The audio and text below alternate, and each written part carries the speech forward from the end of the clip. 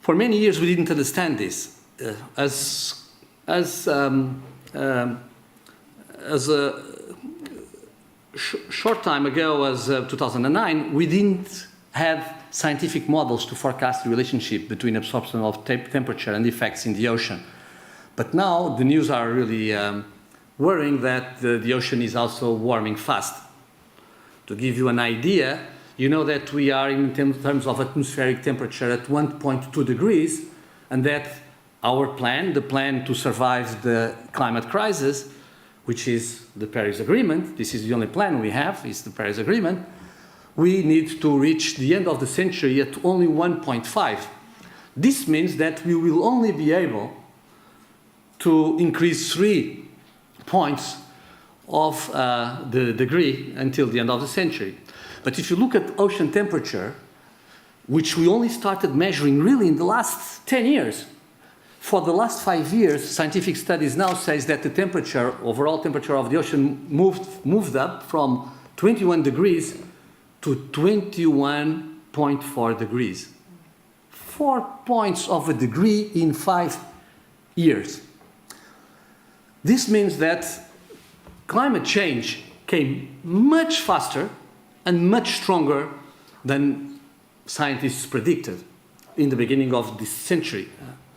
And this, of course, is also changing completely our house. And this takes me to the moment we live in our house. We live in this planet in 2023. And where are we heading? What is this century about? It's very difficult to understand because probably like we lived in the first decades of the 19th century or in the first decades of the 20th century, where we had incredible turmoils, at least, and I'm probably here being a bit Eurocentric, thinking of Europe, we are also living very turbulent times everywhere in the world nowadays. With the change of paradigms, the transition to a digital economy, to the artificial intelligence, the lack of natural resources, migrations, a change of temperatures, climates. So I think that above all, we will have one assurance, is that the biggest existential threat that we have is the climate crisis. We won't be able to have food security if we go above 2 degrees, because above 2 degrees, sea level rise is going to go on such a pace that our food, which is produced mostly on deltas, on the hydrological basins, will be threatened. This is not bad only for Bangladesh, as we used to think. It's very bad for Europe, for European food security. And so we know that the plan is Paris to fight this existential threat. Paris has one single, in a way to simplify everything, one single medicine, and that medicine is called decarbonization. We need to decarbonize our economies, to decarbonize our societies, because that is the only way we will reduce this warming effect on the planet, and thereby we can still try to have the ambition of finishing the century at 1.5. And so decarbonization is going to be what is going to be the definition of this century. It's not going to be artificial intelligence, it's not going to be a lot of problems that we have like wars and migrations and so on. They will exist, and they will exist even more because of the climate crisis, but decarbonization is going to be the leitmotif of all the generations of this century. I would think that very much if we are, and this is probably if we think of what they will think of us in the 23rd century, or in the 22nd or 23rd century, they will think of us as the century of decarbonization, or probably they will not think of anything because they will not be here. The same way that we think of the 18th century as the century of lights, as I refer, or the 19th century as the century of the Industrial Revolution. The same way that if we want to be positive and we look at the 20th century, we have the first 50 years where we engulfed in incredible, cruel wars, fighting ideologies, and then we have the second part, at least in the West, where we developed one of the biggest features of human development, which was the welfare state. So the 20th century is probably the century of the welfare state. But the 21st century is the century of decarbonization. And that, of course, should define everything we do, and in that way is also going to define all the future architecture, I am sure. It's going to be defined through this parameter.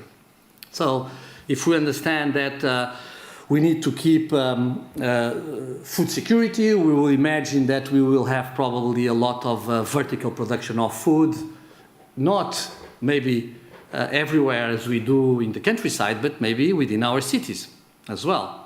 That's where probably a lot of the food is going to be produced in the future.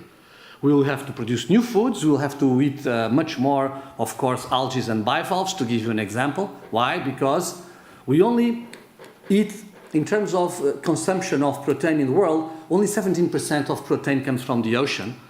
But that 17% that comes from the ocean is deteriorating the oceans a lot, because we are extinguishing wild fish. And we are doing a lot of aquaculture, but it's an aquaculture that needs wild fish to feed the fish of aquaculture, like salmon. Or each kilo of salmon, we need 3 or 4 kilos of wild fish. And so, of course, it's not sustainable, and so we need to change. And what is very interesting is that we came to this point of emergency in terms of climate that the IPCC, the Intergovernmental Panel of the Scientists of the Climate Change Convention, says that at this moment, last report, which is from April of 2022, 1 year ago, says that we should not only think about decarbonizing our economies, which for most governments is renewable energies or mobility, electrical mobility, but we need to start decarbonizing our societies to the bottom of it, which is to decarbonize our lives, and where architecture is going to be extremely, extremely important. I think it's important is that part of that, they said, is also a green diet. We'll need to change our diets. And if we eat algae and bivalves, we will be able to increase the percentage of protein that we extract from the ocean. And I assure you we need that, because we are now 8 billion, but we are going to be 10 billion in 2050. And we are supposed to reach the 12 billion before the end of the century, before it's possible that we will start reducing the population, and so we will need more protein. What happens is that algae and bivalves, not only they don't use freshwater resources, which is also a rare, scarce commodity, but especially in some parts of the world, like the country you are in today, but because they remove carbon from the ocean. They actually grow through carbon, and so by eating algae and bivalves, we are contributing to the solution and not to the problem, because we need desperately to remove carbon in the ocean. The ocean does many things. It not only absorbs the temperature, it absorbs the CO2. And the absorption of CO2 in the ocean is changed the pH of the ocean, the chemical composition of the ocean, and because of that, we have a lot of species as well in threat. I wanted to finish with one example so that we have a debate, and one sentence. The example is the following. The foundation I'm working in, the Oceano Azul Foundation, which is the largest foundation in the south of Europe for ocean conservation, we do a lot of marine protected areas. We need to save what's left. So we work with governments, we do scientific expeditions, and we show the politicians that the ocean is in a crisis, which they cannot see by living their lives. And then, through science, we show them that, and then we try to convince them, as we are doing now, for instance, in Azores, to adopt very large marine protected areas. In Azores, we are finishing, by the end of this year, a marine protected area of 300,000 square kilometers. That is going to be very important, not for the archipelago, but for the whole northeast of the Atlantic and for all of Europe. But we also thought, at the beginning of the foundation, we discussed this with our trustees, that we need also to contribute to the solution. And if the problem is the economy, we need to contribute to point towards the future economies. And so we created, actually with this foundation, with the Gulbenkian Foundation, we created the Blue Bio Value Program, which is an accelerator of blue biotech startups from all over the world. They come to Lisbon for a boot camp of 5 weeks, and then we follow them up. And then after we accelerated the startups, we went to create a platform with large economic groups to create the value chain, because no matter what intel you can give to a startup, if it doesn't have a market, if it doesn't have clients, it's going to feel still very lonely out there. So we created a consortium for blue biotech, very small, but 7 industrial new products, a lot on textiles, for instance, with 200 million euros of capex. But one very interesting thing is that we got a lot of business coming from the building industry.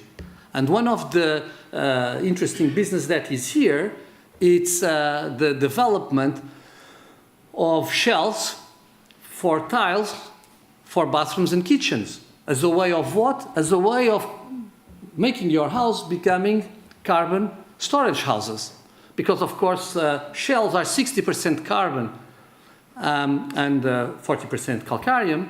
And so this 60%, of course, once settled within the tiles, will be in our walls for as long as the house stands. And so this was a very interesting idea. I could imagine even that maybe in the future, because we are in the century of decarbonization, this is the example I wanted to link with the architecture, I can even imagine that in the future, because carbon is going to be a very important currency of this future, very important currency of it, they will have a very high value for carbon, people will probably have much more real estate value, not only in the house that has a view over the ocean, but in the house that has more carbon stored than other houses, because that is going to be a component of the value of the property. I wanted to finish by saying we did well in our human evolution, as I said. Science is absolutely astonishingly important, and we saw that with the pandemic. But we also saw that we need to respect much more nature. We need definitely to change our frame of mind, our institutions like law, ethics, economics, and others, so that we develop a new respect for nature and we understand that we are just a part of it.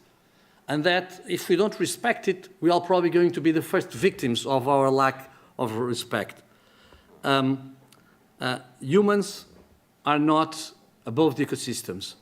We are part of this common planet, this common house that is the Earth. And I think that in everything that connects to food security, biodiversity, raising bees in buildings, having trees and greenery in buildings, having carbon stored in buildings, having water intelligent buildings, that is probably going to be the challenge of the young architects of today and of course of the future. So thank you very much for your patience and for listening, and I'm ready for any questions that you might have.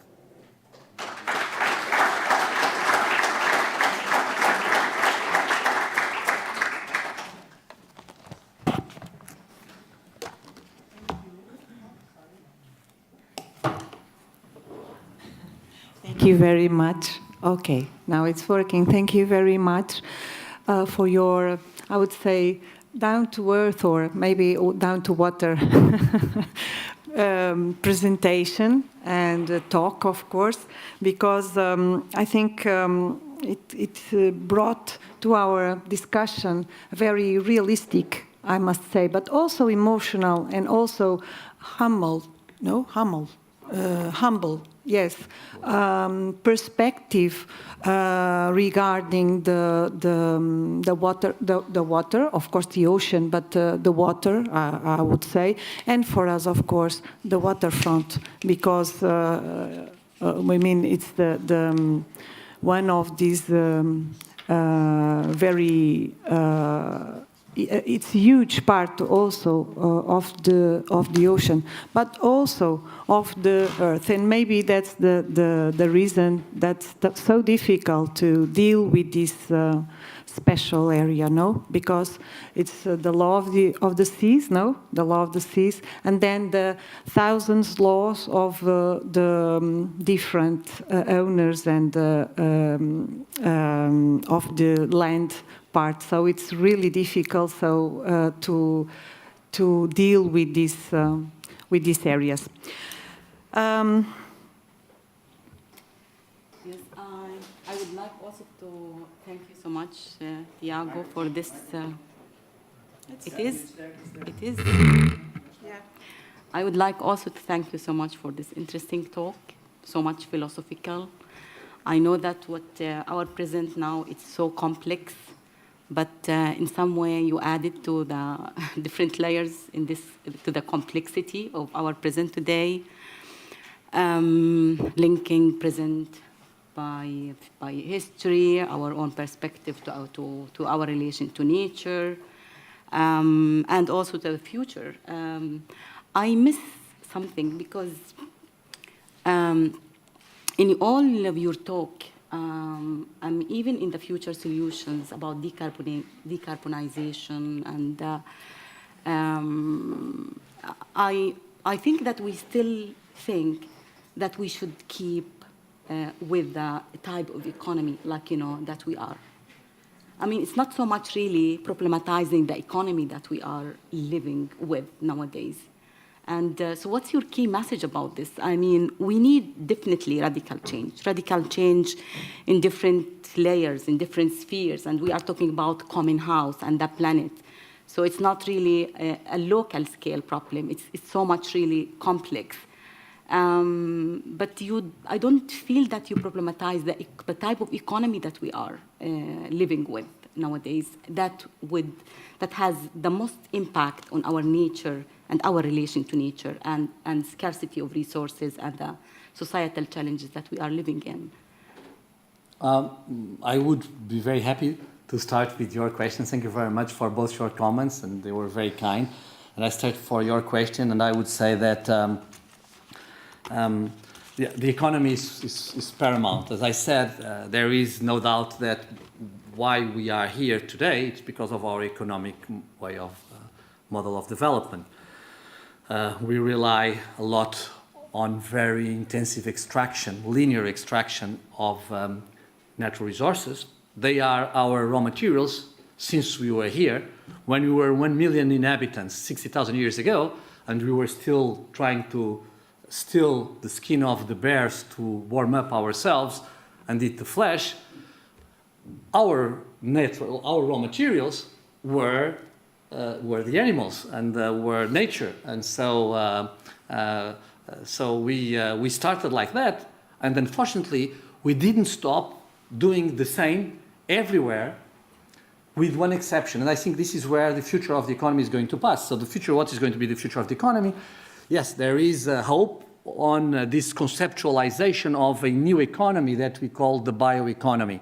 The bioeconomy is going to be the next big economy during this century. The next, I would say, revolution, economic revolution, is going to be the economy in which we are going to use nature, but not nature on a linear extraction like we did in the 20th century, but where you collect, you mimetize nature, you observe nature, you collect biotas from nature, and with those biotas, which are components of biodiversity, being it bacteria, enzymes, microbes, whatever parts, we will be able to reach what can be a very important civilizational step, which is to decouple raw materials from natural resources. Meaning that we are growing in population, we need more energy, we need more transportation, we need more food, we need more housing, but we cannot do it the same way we've been doing it because we know the planet is exhausted at this moment, cannot cope with more. In order to cope with 10 billion people, we need more 30 to 40% protein that we produce today. If we are going to produce that protein in agriculture business as usual, agriculture is highly intensive carbonizing. So we are not going to meet Paris. And if we don't meet Paris, we don't get to 1.5. And if we don't get to the 1.5, I don't know what are we going to leave for our children. I don't know how they're going to survive, because they'll have to fight for food. They're not going to have the life we had. They'll have to fight for space. They'll have to fight on an incredible different ways.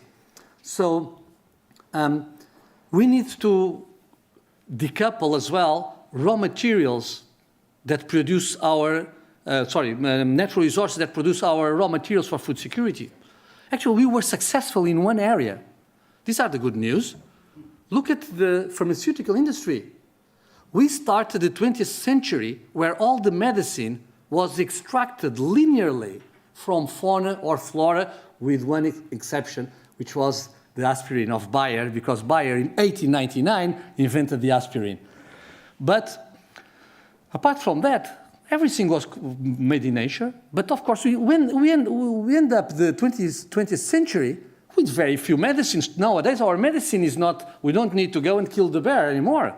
Everything is synthesized in a lab. I don't need to kill the shark, cut the fin to get chondroitin or glucosamine, for instance, which is very important while we have an aging population.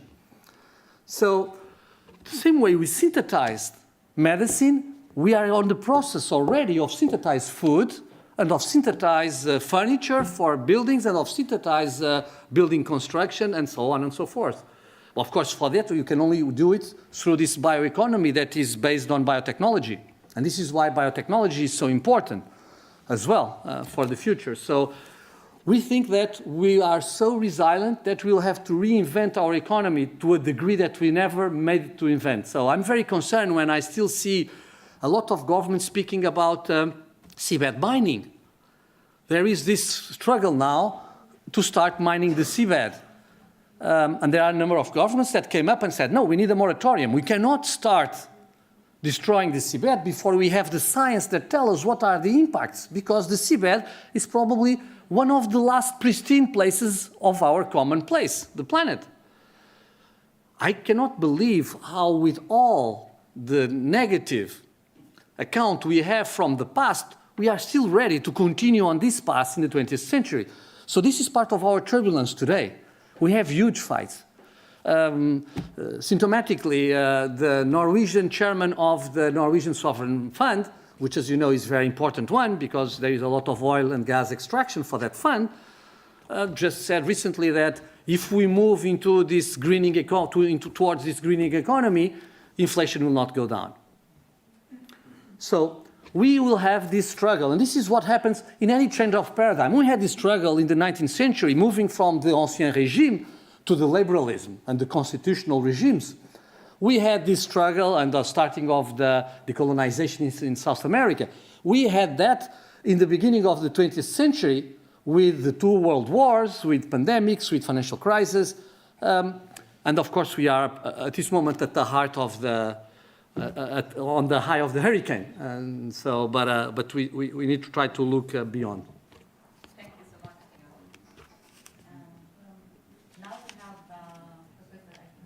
Who is joining us online, that she wants to address a question, and then perhaps we can open to other questions. Yeah.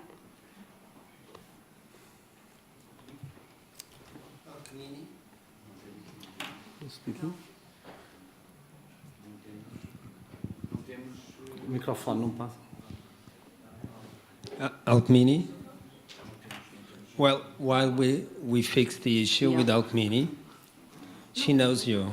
She's online. Is she? Yes, perhaps if you have a question, Pedro, do you have a question? Yeah. Okay, so back to the architecture and urban planning perspective.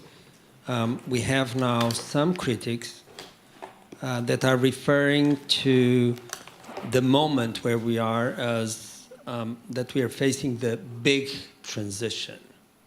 And the big transition implies that we see with design and we conceive things differently towards the built environment and the energy that it requires.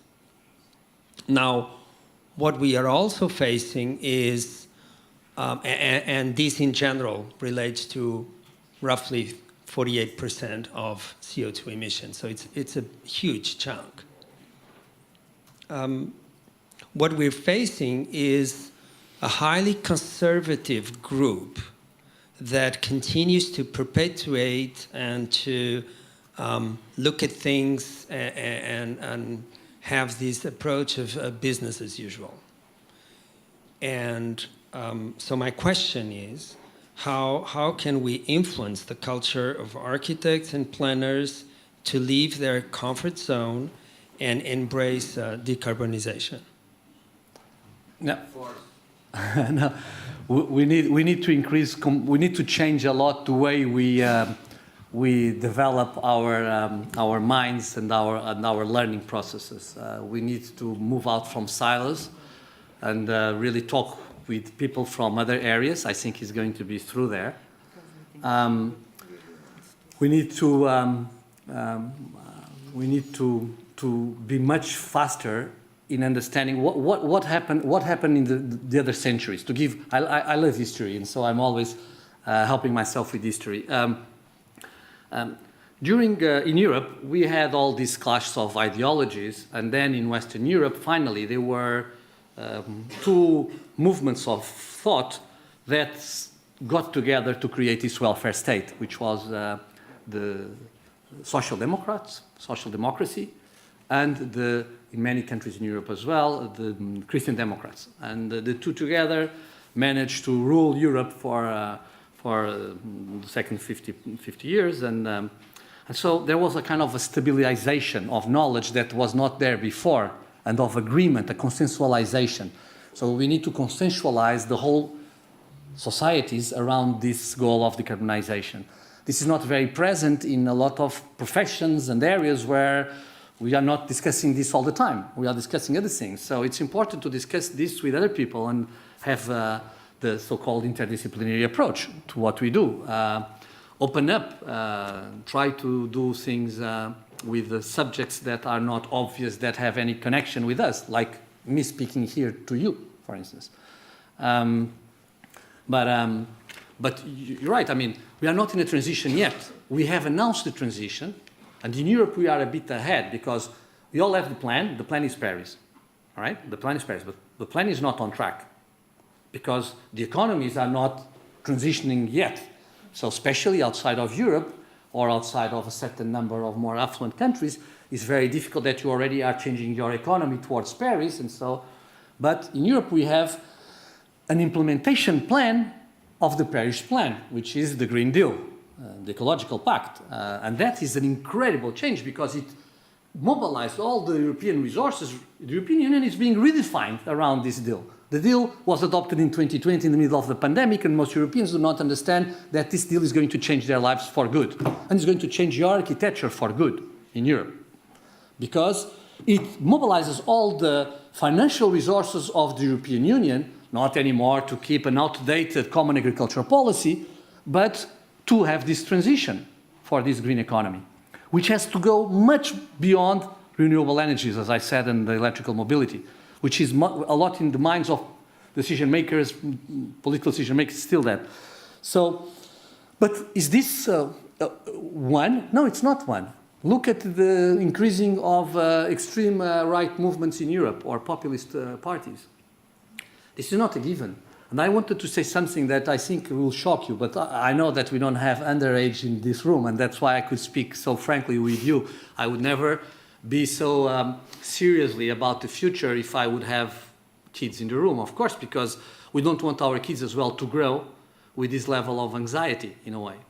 But I've been following all the climate COPs. COPs are the Conference of the Parties of the UNFCCC, the United Nations Convention on Climate Change. And especially because in 2009, it was Copenhagen, and we were supposed to have the deal that would open up the 21st century. It was a utterly disaster. And then we finally had Paris in 2015. And I have to say that in my first COPs, the presence, for instance, of coastal communities, small-scale fishers, indigenous peoples, were much bigger. I have to say that the last COP, climate COP, was in Egypt in November of 22, so 6 months ago. I went there again because I'm there to promote the ocean into climate negotiations. Yeah, unbelievable. The ocean is not part of climate negotiations. more than 60% of the climate issues are ocean directly related, but there is no clause on the ocean in the Paris Agreement, for instance, which also says that if we were from Mars and we would land here on a space shuttle, we would think that we were very developed on one way, but we were incredibly underdeveloped on many other ways. And why? The same way that I thought about interdisciplinary, because climate scientists know nothing about oceanology, know nothing about the ocean. And so it's as separate, as departmentalized as that. But so who do we have more in the COPs in Egypt? Oil lobbyists.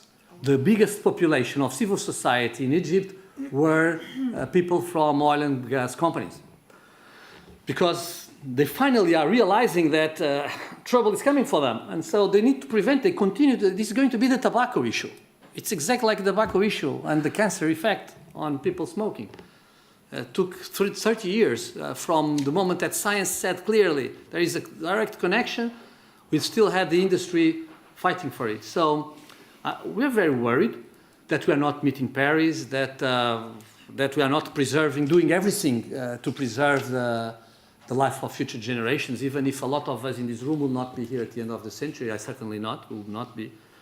I want to tell you just one thing as well about, in relation to the oceans, I said the oceans are the poor parent of the big environmental issues.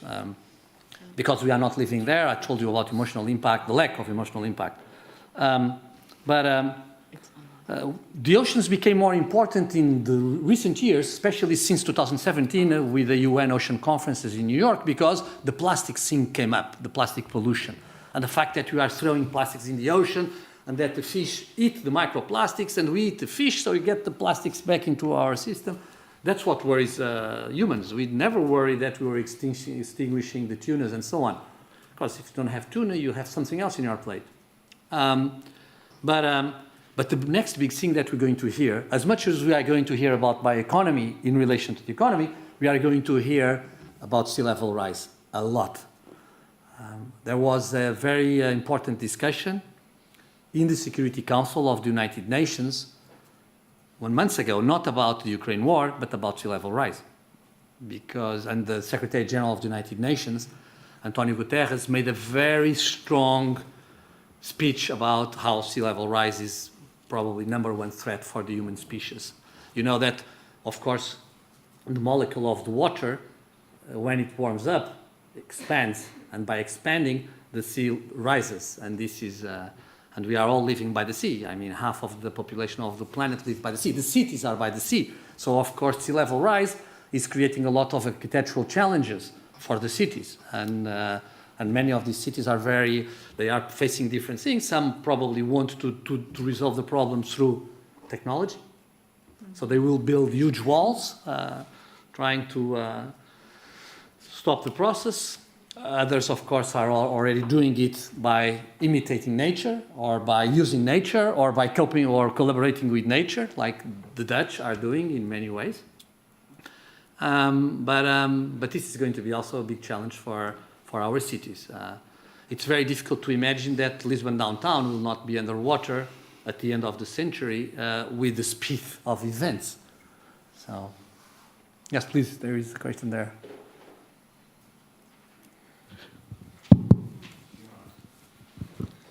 Thank you. Yeah, by using the word Dutch and moving with nature, I'm one of the Dutch team here in this incredible event. I understand, and I was also for a moment reading your website about all the initiatives of this organization, that you care for the water and the sea and the oceans, but it's not always that easy. We live at the North Sea, like England and Norway, and we are trying to do our contribution to Paris, 1.5 degrees. And on the moment, there are something like 10,000 windmills in the North Sea. And it will grow up to 20,000, 25,000 windmills. They are 150 meter high, and with the blades up to 180 meters. In December last year, we had the first day that in the Netherlands all electricity came from the North Sea. All the electricity in the country used. Everybody was happy. But yeah, what happens with the sea and with the animals and the fishes and The birds. and maybe your ocean you care for is bigger, but still I'm interested how you look at this how you say that. Yeah, it's Everything you do is wrong, eh? And how to move. No windmills, no 1.5 degrees. With windmills, all problems for sea dogs, dolphins. We even have dolphins and whales nowadays in the North Sea by climate change. But how to make choices? Can you help us? Yeah, that's the question of this is a very good question. Thank you for that question. Because it's a question of how we're going to do this. We are sailing on uncharted waters. But because we are all mobilized by this very big ambition that I spoke especially because of the Green Deal, governments are forced to come up also with figures for diminishing emissions and so on.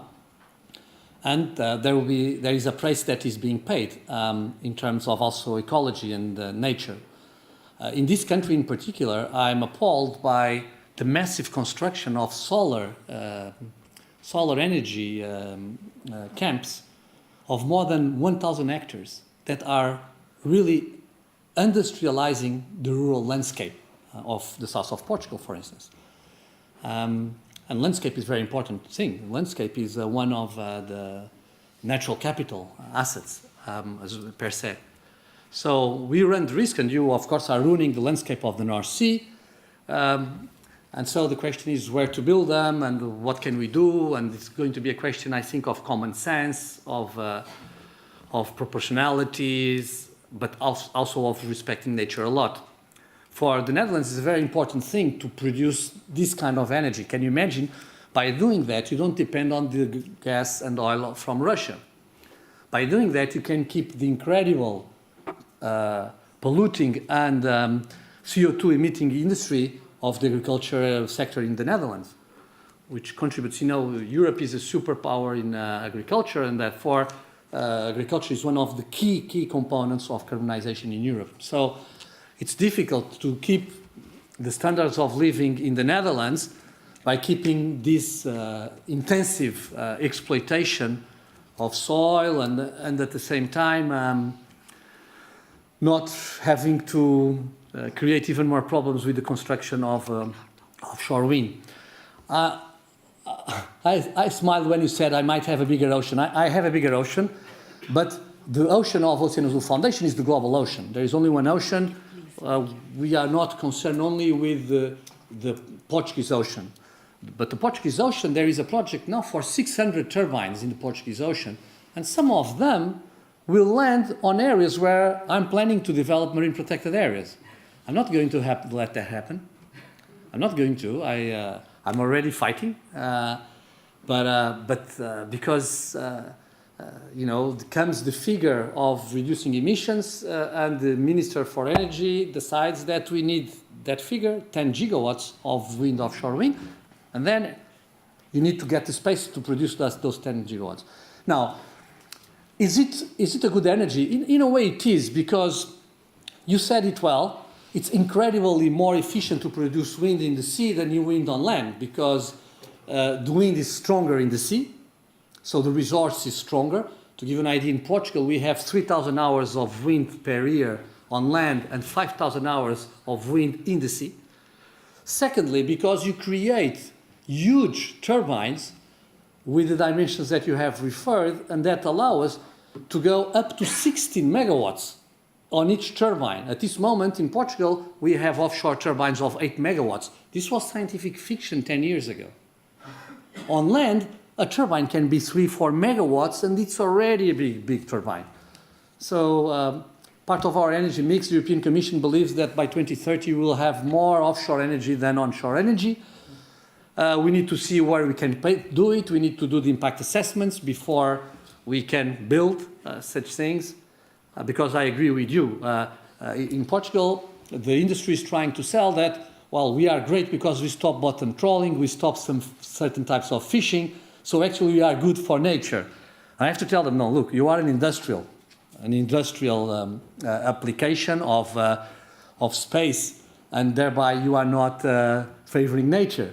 You are probably not harming nature so much as other solutions, but you are not helping nature. But it's going to be very difficult because hydrogen, everything, until we are again on the sun in relation to this energy thing of stopping exploiting fossil fuels, we're going to be in a very difficult situation.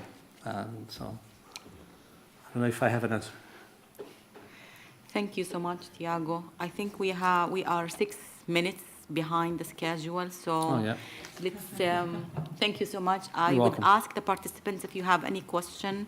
We can take it later in the discussion that we will have at the end of this session. But now I would invite the presenters, the 3 presentations, and thank you so much.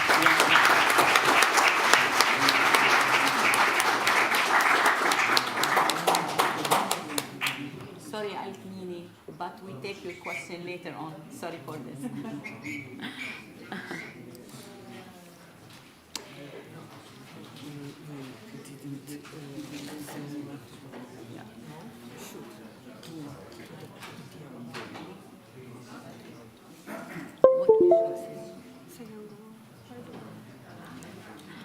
The problem that we are squeezed by time. Is he waiting? Is he staying with us? Presentation there? Yes, It's this one? yes, it's on PDF. It doesn't seem so.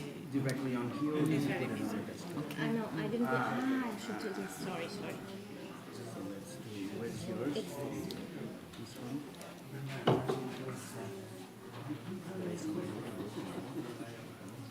I can close this.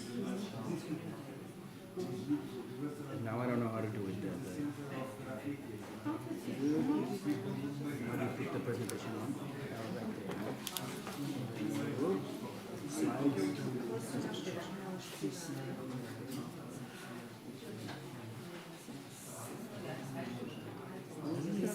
Desculpa, não consigo dar frame ao mesmo tempo que eu coisa. Não temos ligação aqui. Não tinha feito isto. Eu não fiz isto. Okay. Elizabeth. Não. Porque é que não foi? Onde é que está? This is yours. This is this one. yes.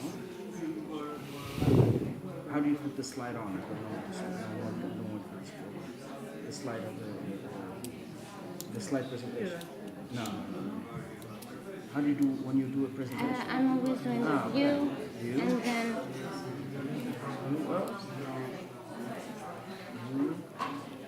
maybe read mode, full screen mode usually, but it didn't work. Já vou colocar. Okay,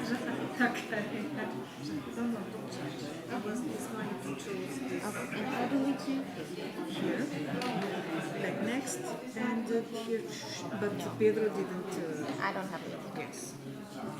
Okay.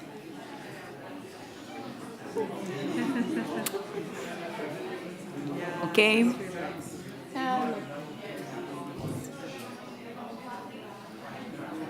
Is it okay? Okay. We start now, please. Now the presentation by Elizabeth Papajorio, and she will present her topic about cultural perspective in climate change, examining international cultural project in waterfront areas. So please, Elizabeth, and I would like to urge the presenters also to keep track on time so we can have Yes. like 15 minutes time for discussion at the end of this session, please. So hello everyone, and thank you for the invitation. I'm Elisabeth Papayoriou. I'm a trained architect and graphic designer, working as a project manager and communicator at Intercult in Sweden. We are a cultural organization based in Stockholm. We are facilitating and managing cultural projects, big and small scale, international and national. We are creating networks. We are focusing on supporting emerging artists, supporting cultural organization, promoting digital tools in the arts, and of course raising awareness about climate change through the arts, and this is our subject today. And thank you for yesterday. I will present a summary of what we were talking about yesterday and give some examples from our work at our projects. Yeah. So, of course, we all know what sustainability is, and we all know about cultural sustainability. I will highlight a little bit about why is it important and how it interconnects with the other aspects of sustainability. Of course, it supports economic sustainability as it promotes cultural tourism.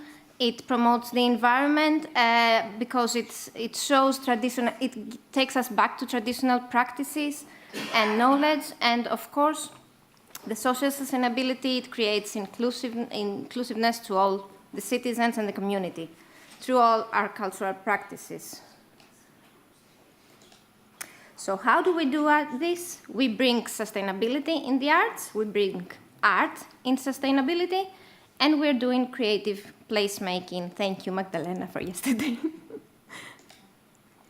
We are from the north. The Nordic countries are well known for the sustainable development. As Pedro noticed a few days ago, the Nordics are trained about sustainability, but still we have a huge challenge of involving stakeholders in our process. And it's not easy to reach the vulnerable groups. So I will present a few examples of our work. This is a Memory of Water. It was a Creative Europe project. We were 6 partners, 6 cities connecting. And the aim was to create cross-sectoral dialogue, to develop the capacity of communities, and to make some impact on urban planning and policies.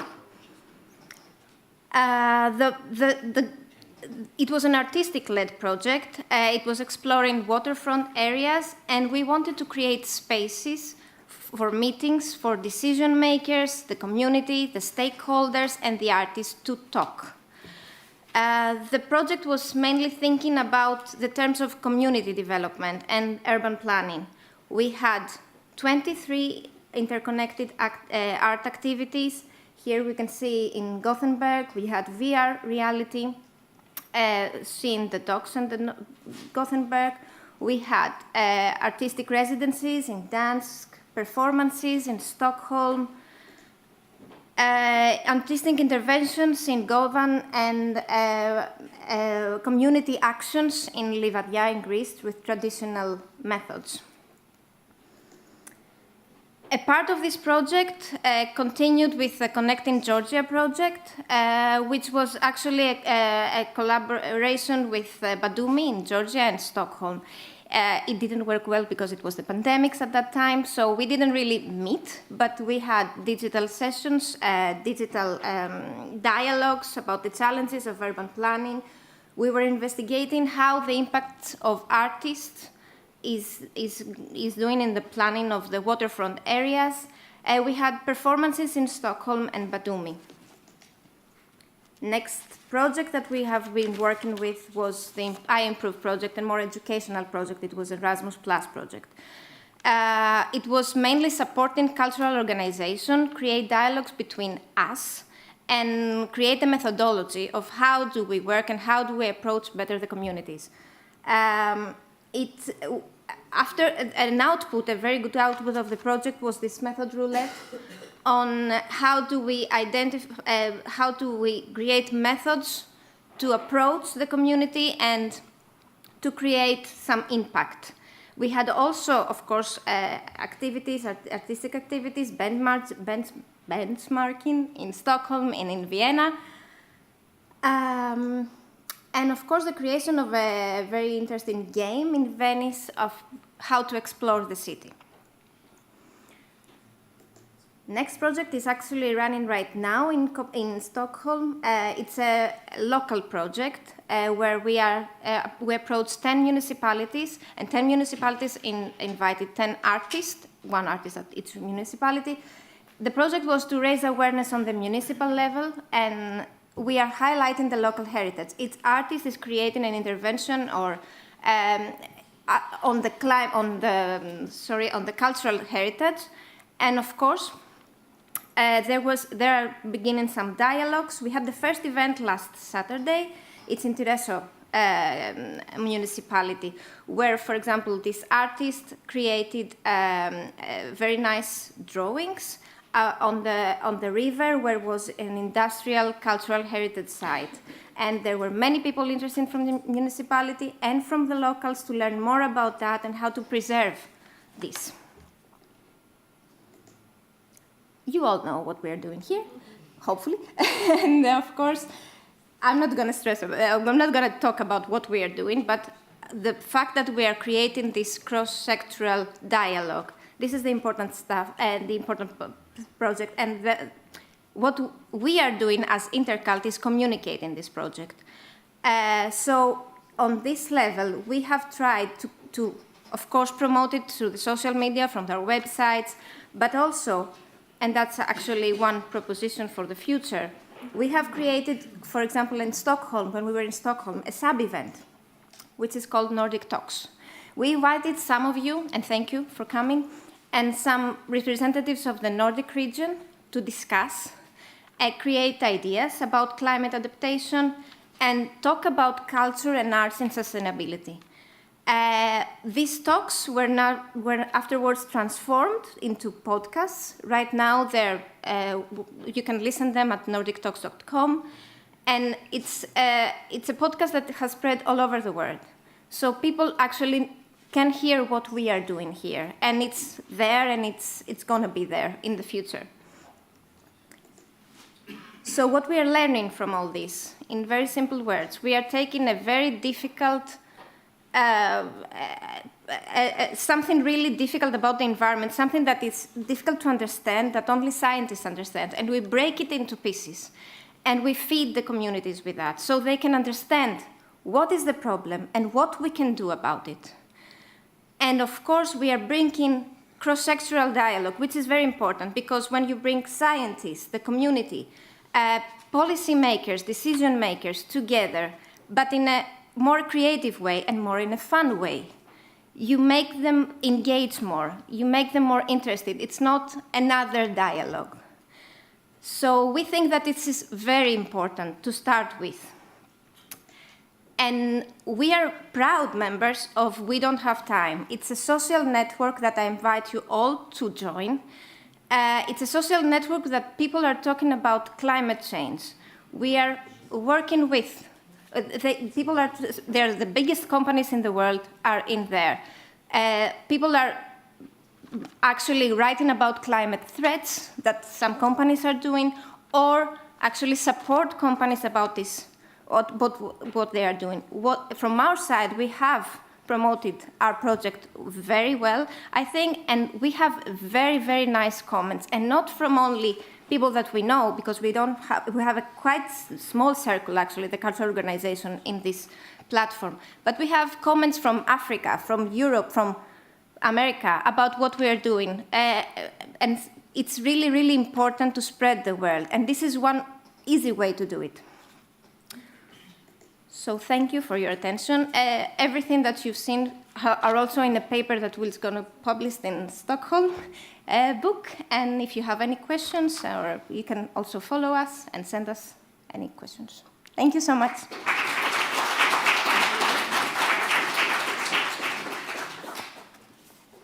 Okay, thank you so much, Elizabeth. I think that we can go to the second presenter and we can accumulate, or sum up our the questions to the end of the session, please. So, please, Livia.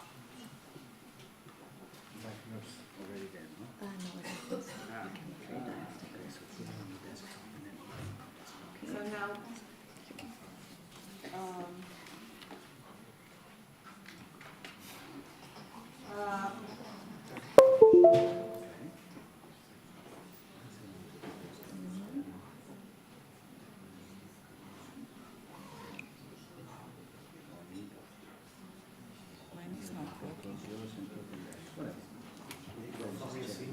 you have this one? Esse está desligado. Já percebi. Obrigada. So now we will have Livia Calgani with the floating architecture as a resilience urban frontier and adaptation measure for rising the sea level in coastal cities. Development of a performance-based design framework for floating architecture. So, please. So, thank you. Thank you. And good morning, everybody. I am Livia Calcagni, and I'm an architect, and I am currently carrying out a PhD within the context of a European doctoral agreement between Sapienza University of Rome and Vienna University of Technology on the topic of floating architecture as an adaptation measure for rising sea levels, and more specifically on the definition of a performance-based design framework for floating architecture. I will briefly go through the research framework, describe the methodology I'm using, and what I've been carrying out so far, and some next steps and future studies. So starting from a broader perspective, as Thiago was also saying, if with current emission rates, according to the last IPCC report, according to the worst scenario, global temperature will rise of 4 degrees by 2100.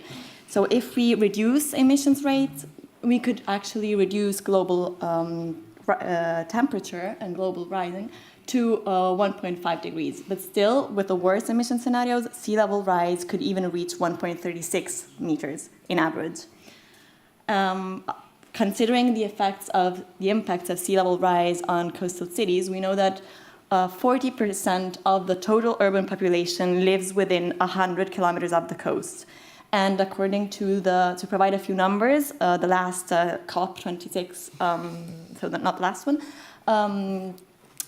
projected that by 2050, the total urban population that will be impacted by sea level rise will number over 800 million people living in more than 570 cities in the world.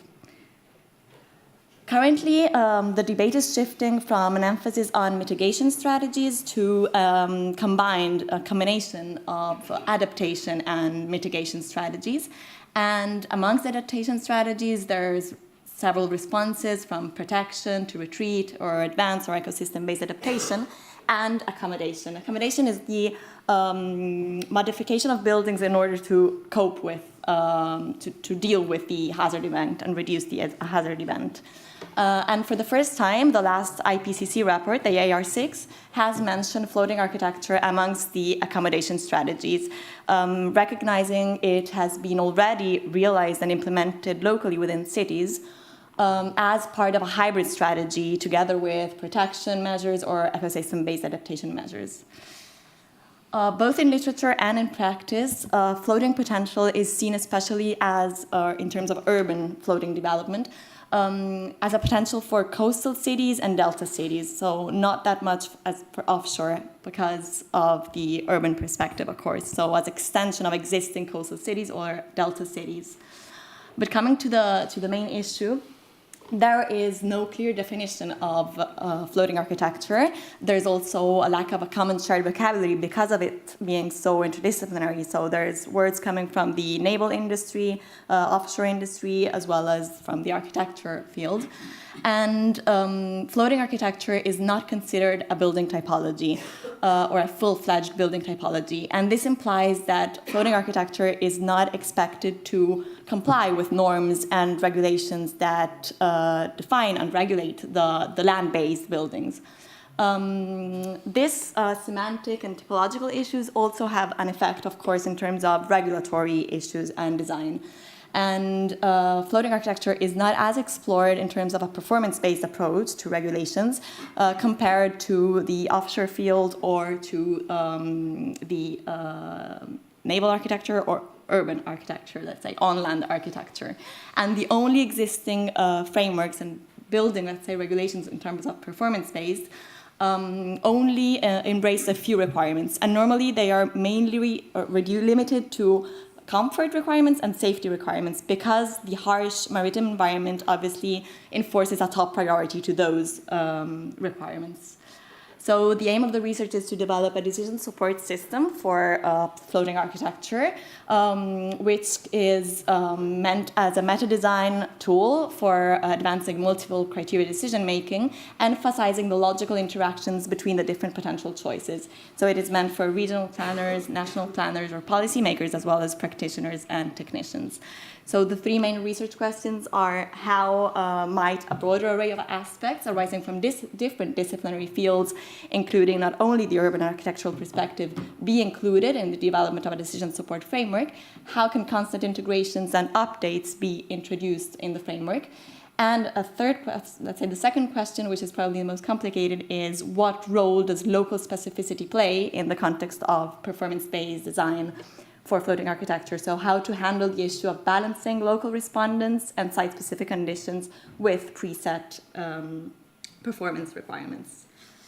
So the research involved 4 phases. A first phase was mainly focused on literature review to have a theoretical and methodological overview.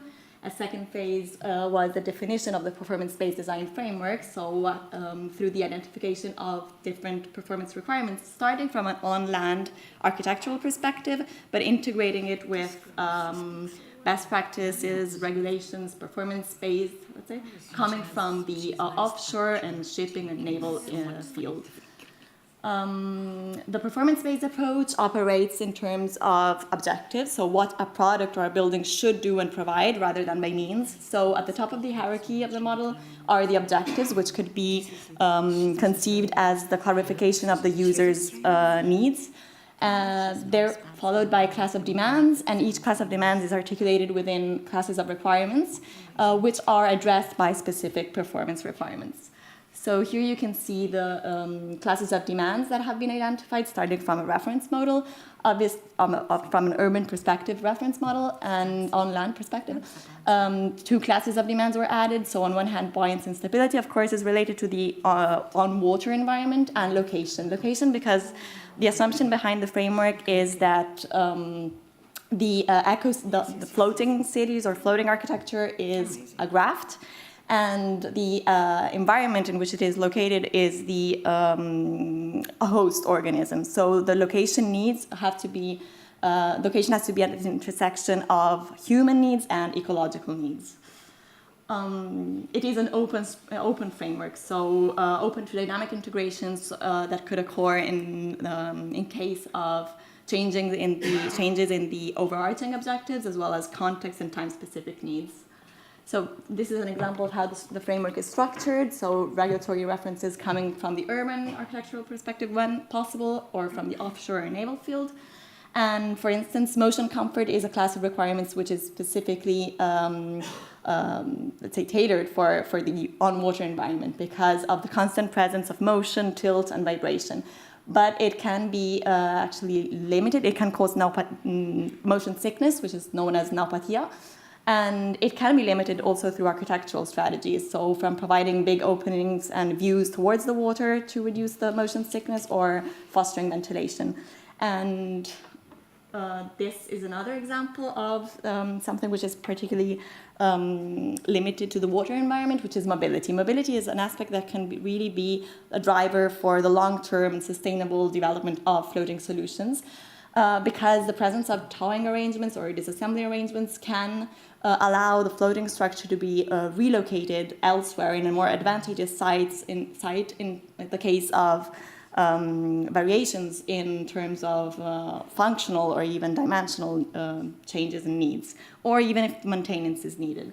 And also on a long-term perspective, obviously, because, let's say, movable floating cities could really follow, for instance, natural patterns and natural growth patterns, so reduce the impact on the marine environment underneath. Another important aspect, for instance, is the use of marine renewable energy. So recent scientific research has underlined how water energy or tidal energy, osmotic power energy, as well as thermal energy from oceans are renewable energies which are more predictable and consistent than solar energy or wind energy, and they can really drive the sustainable development of the floating structures. This is a diagram which shows the trade-offs and correlations between the various performance requirements, and 3 types of relations have been identified. So one is one-side influence, one is mutual influence, and one is mutual exclusion, where there's an inverse relation between requirements, because the performance framework embraces so many different aspects and has to take into consideration so many different things that it is crucial to understand when having to make decisions what affects what. Just to make an example, for instance, if one wants to optimize and maximize, for instance, marine renewable energy potential, so wave energy potential or tidal potential, then obviously motion comfort is penalized because it requires the so-called calm waters, so a certain Douglas scale and certain wave frequency, wave height, which are not the best for optimizing wave energy potential, for instance. An example of one-side relation is, for instance, the fact that the presence of floating facilities on water affects the oxygen levels of water, and this obviously has an effect on terms of biodiversity and on the marine environment. It can reduce oxygen levels of 10%, the presence of shading. But for instance, planning correct distances between buildings can provide and create wind tunneling effects, which can increase the turbulence of water and reduce the impact of reduced oxygen levels. A third phase was the case study analysis, and it is meant to further integrate and update the framework coming from practice, so to merge as much as possible theory and practice. And it involved a first preliminary, let's say, database collection of more than 100 case studies, which were reduced to 30 case studies divided amongst facilities and residential typologies, which, according to their compliance to certain objectives. Requirement structured rubric was realized, and it was reviewed by expert reviewers, and it was used to further integrate and update the framework, so to have an evidence-based research from design. And at the same time, to create this multi-criteria evaluation matrix. This is just an example to show how it works. So it has a twofold objective. On one hand, it allows to analyze the case studies according to their compliance to the requirements, so understand best practices amongst case studies. And on the other hand, also to understand and identify a priority order amongst the requirements. According to their compliance. And the fourth phase was the pilot study, so the application and tests of the performance-based design framework on a case study. So this heat map shows the different, how the phenomenon of sea level rise and impacts intensifies along the Italian coastal areas. And a specific area was studied because of the high intense activity. It's next to Rome, you all know it because of the workshop in Rome, so it's Isola Sacra and Municipality of Fiumicino. And as I am currently teaching assistant within the Master Design Studio at Sapienza University for Urban Regeneration, the students have been given the performance-based design framework as a guideline, as a meta-design tool to develop different scenarios. And this is still work in progress. So we'll have different scenarios coming from the same guidelines, as they are performance and not prescriptive. And the idea is to test these different scenarios in terms of the architectural requirements that are part of the framework. And thank you.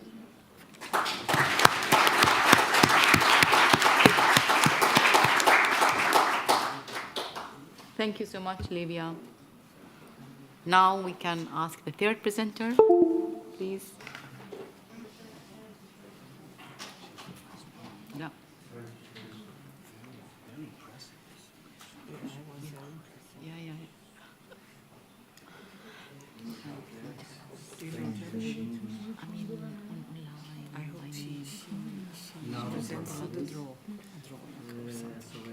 I hope so. I will do it just with her the time sheet. Great. So. Yes, you understand. And, no.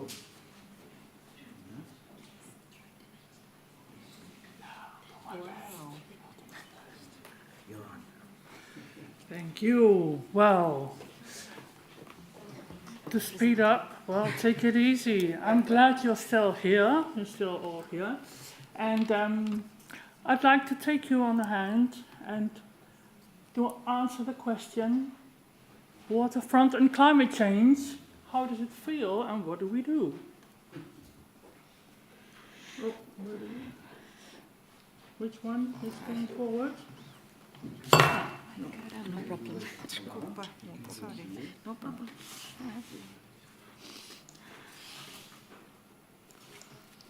No. Wait a minute, because you... Strange.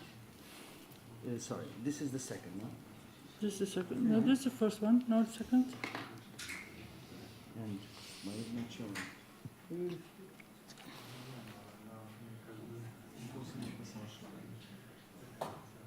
No, Yeah, I said do the PDF. no, that's okay. But Well, by now you all know what I'm doing and what it's all about. está aqui mesmo. Está aqui mesmo como é que está. Começou no ecrã, temos o primeiro slide. These technicians I get.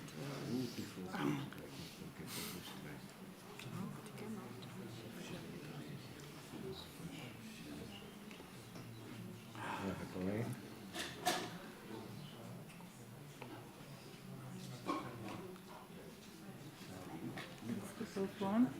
Can you choose? Yeah. Okay. Thank you. Thanks. So, here we are. Climate change. What do you think? What do you feel? Yeah, the water is coming. Is it the end of the world? That's the colors. So, if you get anxious, let us have a picnic. You all recognize this. It's about water. It's about climate. It's about nostalgia. That's what we think about water. If it's threatening us, we get feared. But if we think of enjoying it, you've heard everything about the Dutch, how they made the country and how they created land out of water and how they keep things dry or wet in the old days. Structuring waterways have made Holland. Before that, why people are still attached to their history? Well, we grew together. There was another climate change. And that made the difference between United Kingdom or Great Britain and the lowlands near the sea. It's still there. It's now a monument. The Waddenzee, Doggerland. Was it just a metaphor, Atlantis? What do you think? Or would it help us nowadays? Thinking about the value of water, thinking about climate, thinking about world order, economy, order in general. What is it all about? We all have these ideas if we hear about lost Atlantis. Is it nostalgia or is it the future? As we know, it's about sea level rise, but being from one of the important deltas in the earth, it's the rivers that collect the rain, and the rain that is changing, and they come together. So this is just to indicate how much water, on average, finds its way towards the sea through the Netherlands. Another connection that is historical, traditional, and still there is how main trading routes of historical Hanseatic Sea League were connected. They still are. Is there another league? No, there is war all over. What about? Trade? Climate? What about? We know how to use the water. We all know. And if we don't know, and if it doesn't work, we'll find out again. If we think of our cities and the value of water in our cities, we think of the appearance of water in public space, or water being a public space. Well, it's like these paper boats, you can make it, or you can ruin it, or you can be playful about it.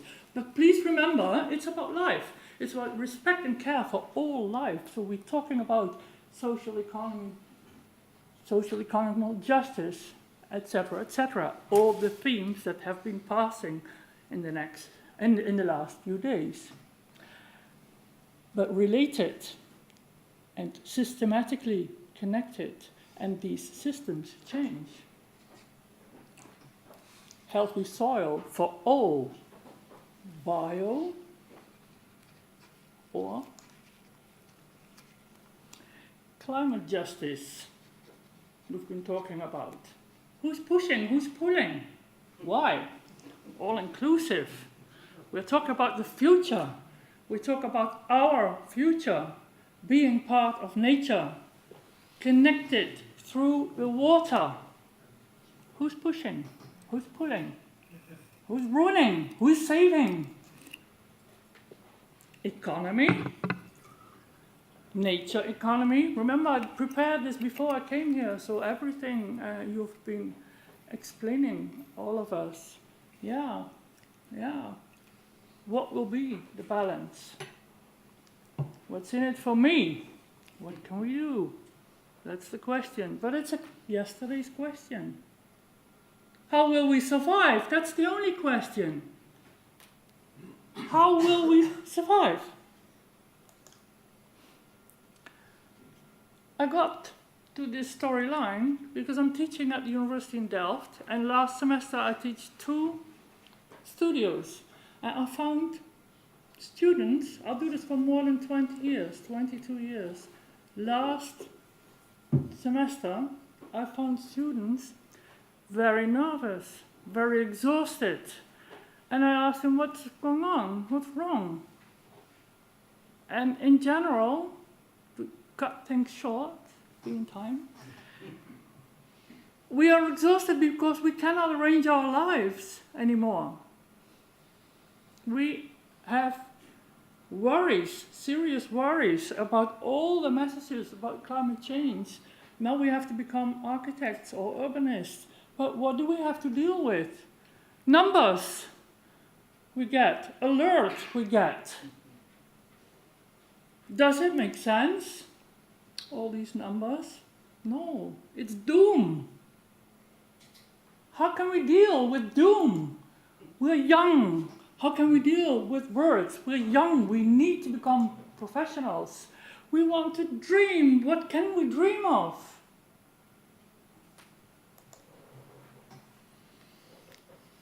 They found a book, or they were watching on TV some documentary about Earth emotions. You know the book? New language to be found, says Glenn Albert. New language to be found. Well, we have heard about Anthropocene gone, change it into Biocene. He propagates Symbiocene. Well, it has been said and explained in many ways already. The symbiosis between nature and technology. Technology won't save us. Nature is seriously damaged. We cannot master nature and repair it in technical ways. So he had all these wonderful words and beautiful language. And then I found this study from a young student from the United States, Savannah Quaram, 20-something years of age. And she said, wow, wonderful. She seriously studied Earth emotions and then had a reaction on that. And said, well, can we visualize? Because young people do not understand. They want to feel it. If we talk emotions, they don't need other complicated words. They want to feel it, what it's all about. So she created all these posters. Well, if you are interested, feel free. The new word solastalgia, what does it mean? So if you combine with a picture, I don't need to explain, you get a message. Will it be the right message? Let's discuss. But immediately, we'll have the right discussion. Do we understand?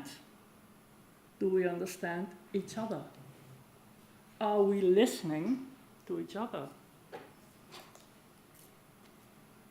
This is the explanation, but you already understood. Some examples of these new words. Very interesting. Using half of a brain, half of a people's brain. People who are trained in text and language will be happy, but people who are not will be confused. Would this help? Earth emoticons. Remember how when the first emoticons started to appear in your telephone, how excited everyone was and how easy communication became, but also how confusing? Well, let's try. The posters that were put in places where people could not only see the message, but also relate to a real situation that it was affected. We need change. These voices, if you hear them, do you understand? Do we understand each other? It's not about sending messages and about shout-outs. It's about, do we understand each other? And then what do we do? To think and to understand, not only the brain, use your senses. Does it make sense? That's the simple expression. Does it make sense? Means, do you feel and understand on a deeper level than being capable of repeating? People need new horizons, new blue mountains.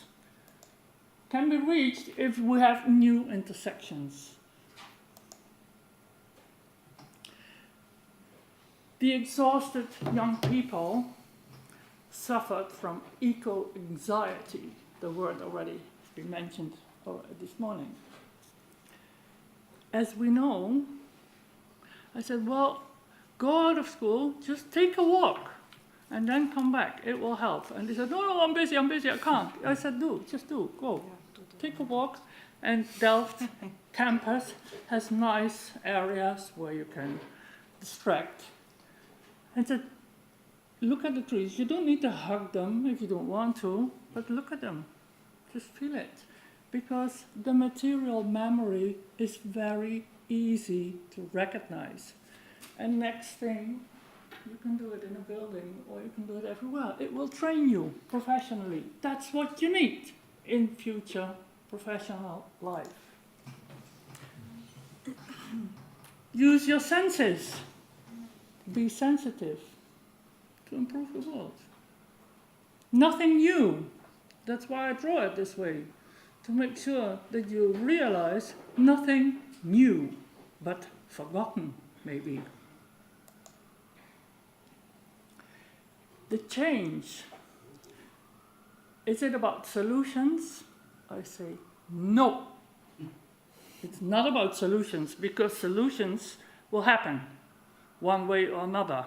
And it will be a good solution, a bad solution, a temporary solution, a durable solution, whatever. It's about being capable to deal with flexible balance. Because in an unbalanced world, as Asian cultures teach us, the only thing that will help you is to move. Keep moving. By keep moving, you'll find pattern in chaos. And that's the temporary balance. Please realize that climate change is about flexible balance. There won't be a solution, but there will be a lot of solutions. Contemplation. Don't talk too much. Sit down, listen, use your senses. Enjoy the great wide open.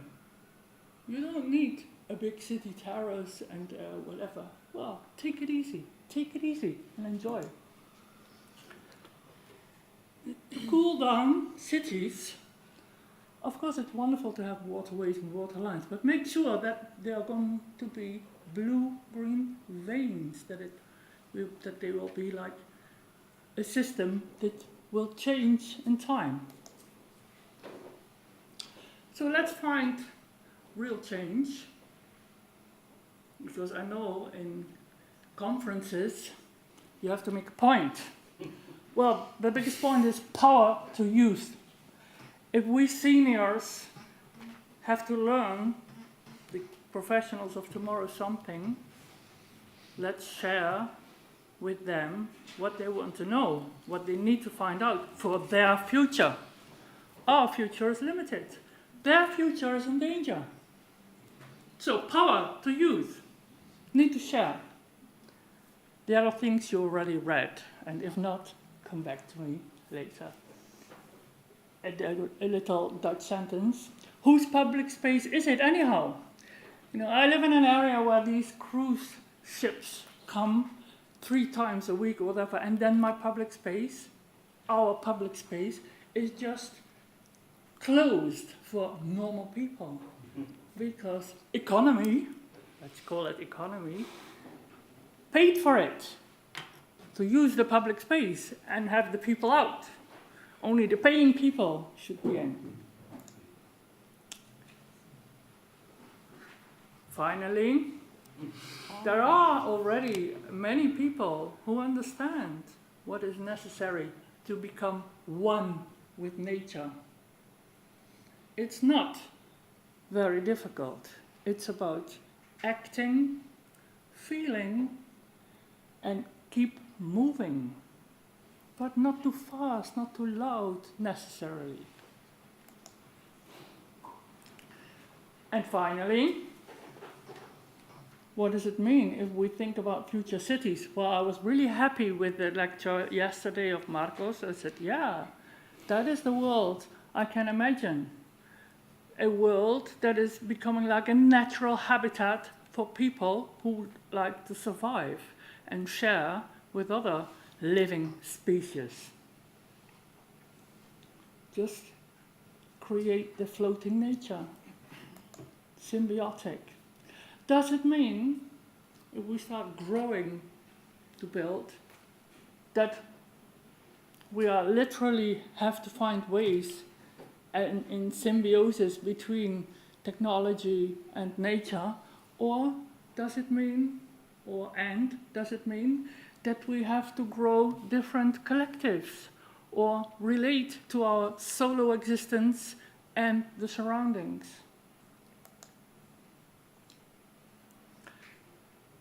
The archipelago typology, the word has been mentioned already, so I'm happy. Because yes, we begin to understand each other. We begin to understand each other. Doesn't matter whether we agree on Biocene, Anthropocene, or Symbiocene, as long as we begin to understand what it means in terms of new worlds to create.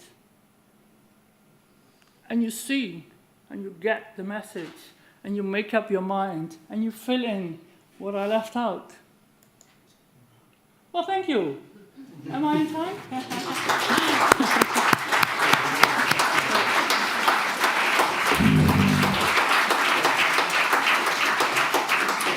Thank you, Germaine. Thank you so much, Germaine. We had a great morning session with this realistic first part and this water inclusion second part with these 3 proposals. Cultural or art proposal, technology proposals, and emotional proposal, this last one. Yeah. You asked us not to talk and not to perhaps to propose certain solutions, and I was like reflecting during your representation about what I have felt. I felt both relaxing in some way, but also anxiety. Is that what you call the flexible balance? No, I'm reflecting about my feeling. You asked us not to, perhaps to sense things, not to talk. And I'm reflecting about my feeling. I felt that both anxiety but also relaxing in some way. Is that what you call the flexible balance? No, the flexible balance is talking is good. Too much talking is bad. The balance. Well, if you don't feel comfortable or if you feel threatened, it means there is no balance. So people start looking for balance. Well, you can do that by saying, oh yeah, if I stand here, I have an overview, so now we'll balance. But I can also go walk around and then see how I don't know what's going to happen, and I'll find another balance. So the flexible balance is the one that keeps you in motion. But by doing so, you'll find pattern in apparently chaotic world or situation. Not by finding the right point to stand, because there you are and you have hierarchy. That's not a flexible balance. Okay, thank you so much. We are behind the schedule and we are supposed to go to lunch by 4 minutes. However, I think that we deserve, to allocate some time for discussion. So can we squeeze, 10 minutes, the lunch with 10 minutes and have about 13 minutes discussion? Come back at 2:30. Yeah, we have to come back at 2:30. But we can have 10 minutes, 15 minutes discussion? Okay, 10 minutes discussion. So we open the floor for any question to the presenters, the three presenters that we have, please. Any question, comment, reflection?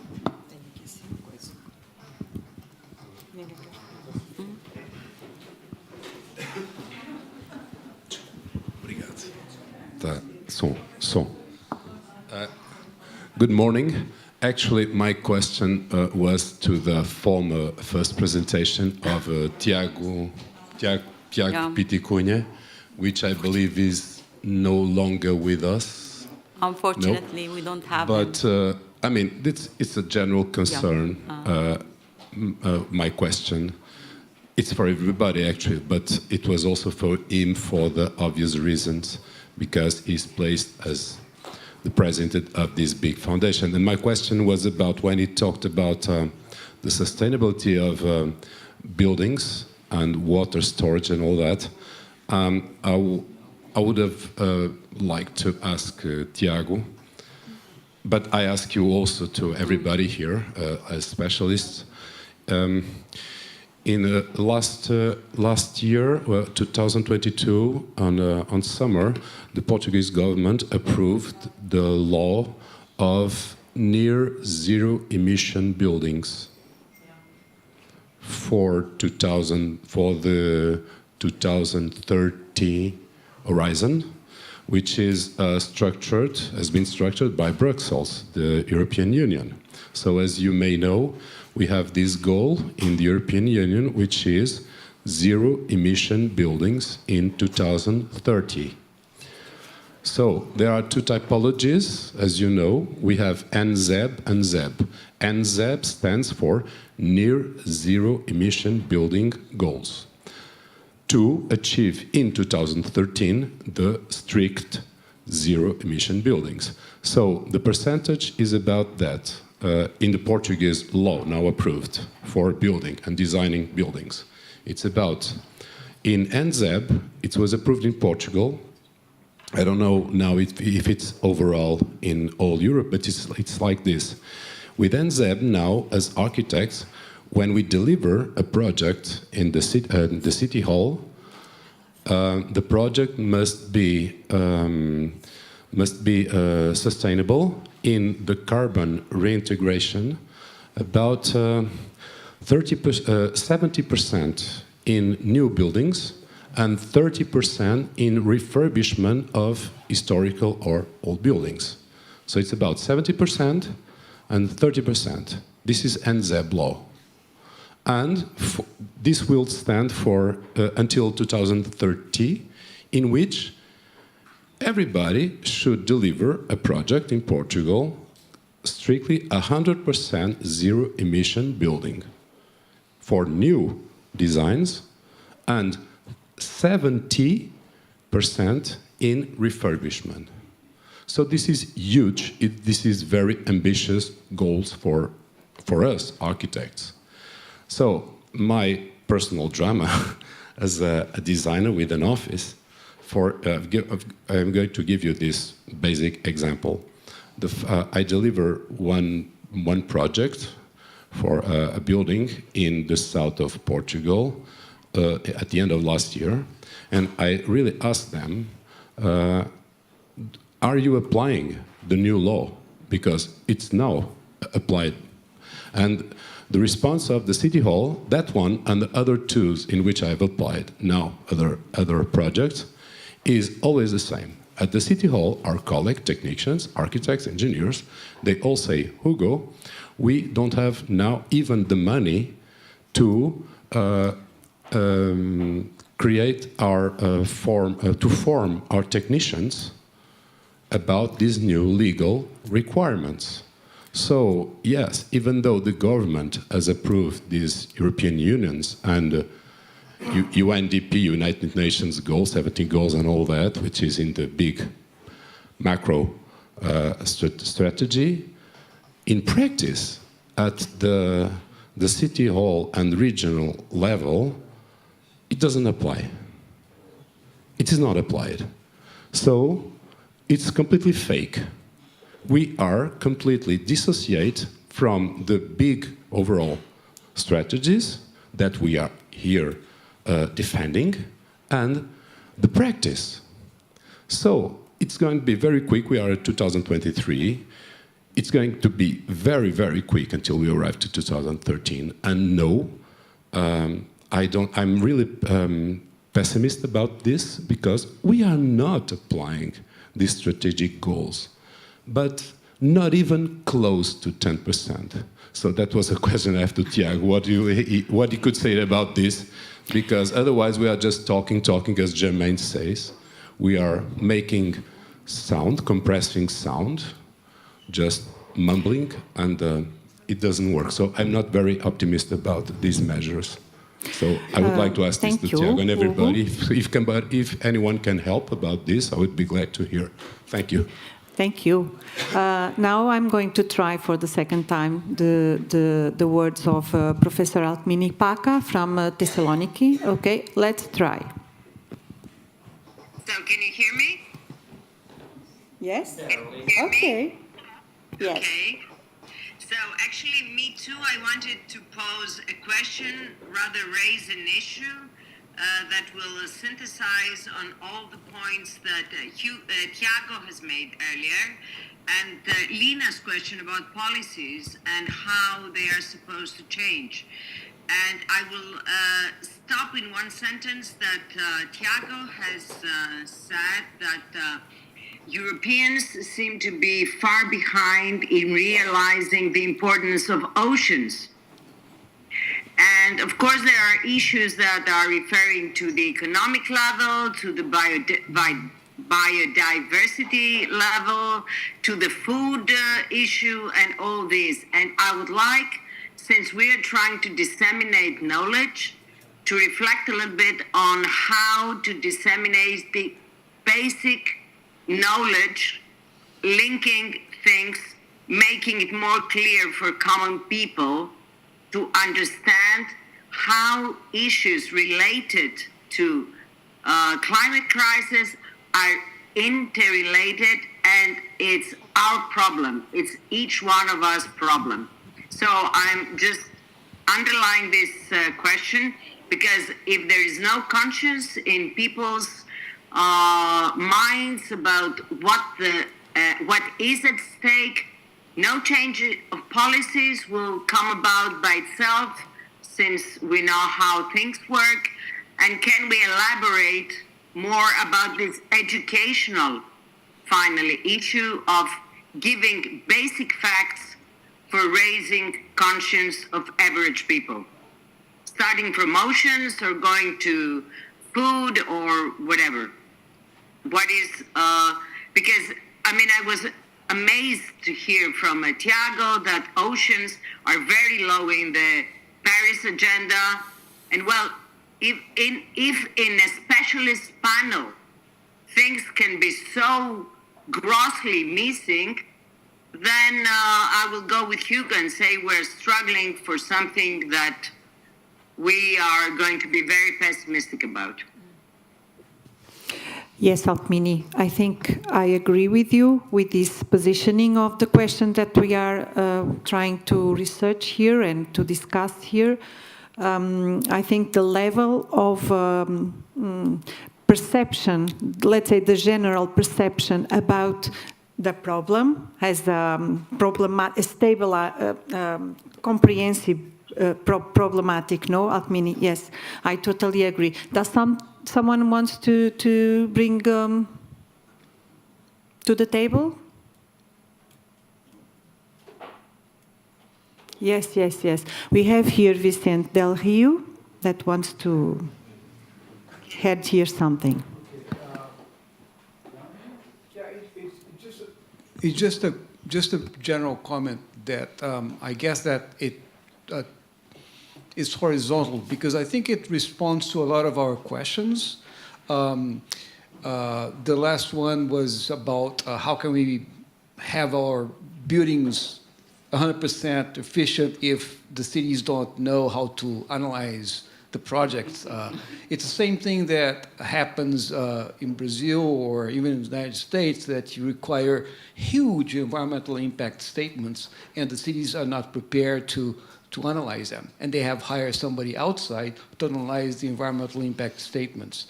And I think that the response to all that is, I mean, every law is like, in Brazil we have laws, great laws for everything. The problem is that to implement the laws. The law is as good as its implementation capacity, right, everywhere. So I think that the answer to all this is what you talked about, is education. I think that if we don't educate the young people and we come up with huge educational programs to teach about all these things, these guys are going to become politicians in the future. And we have to educate these people. We're talking things here that we know it's difficult to implement, but the world, and we're preparing the world for them, but we have to prepare them for the world.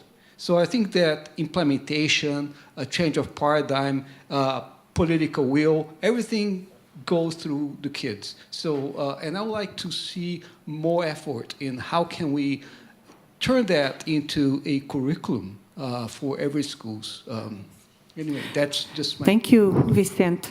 I think some things that Germaine was talking, this question about the bottom-up perspectives also bring the question, of course, about the education.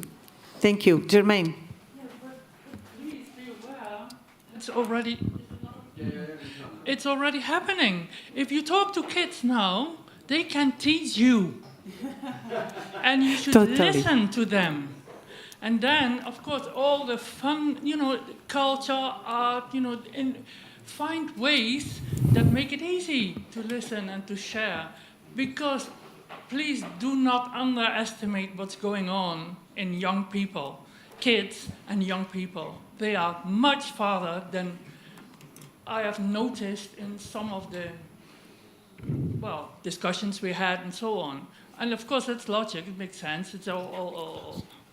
But please, try, keep trying. It's going on, it's happening. Germany, there's one on a hunger strike as we speak, since Monday, about climate issues at the University of Quimper. Quimper was going I heard the news.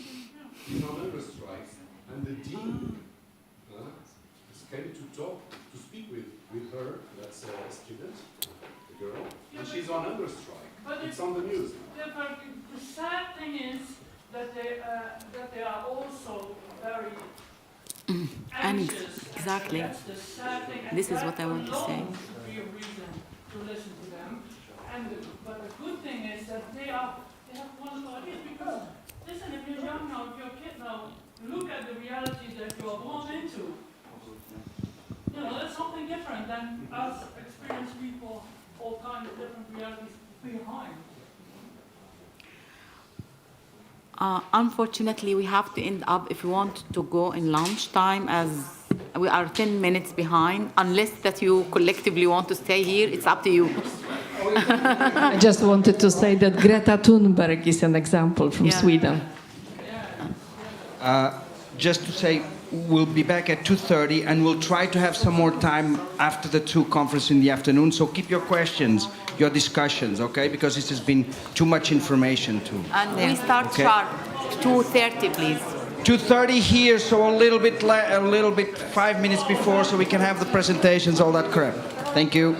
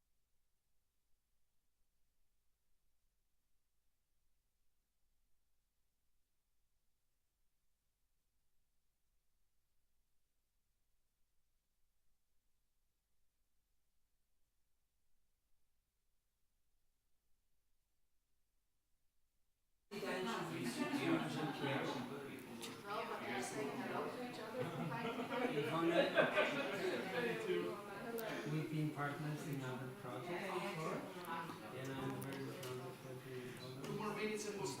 Yeah, we should start now. I'm going to start the Zoom.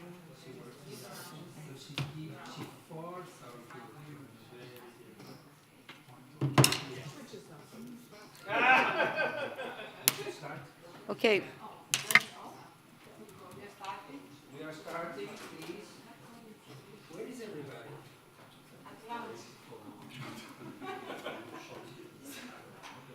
I think if we want to keep track on time, then we start.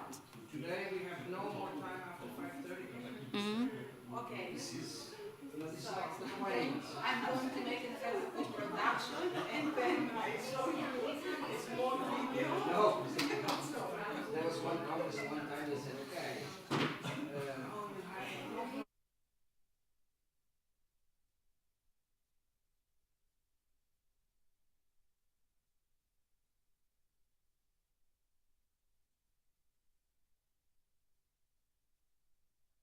You are responsible for the session. I just say yes to everything you decide. So you present your.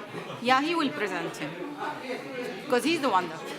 Yeah, so, hello? Yeah.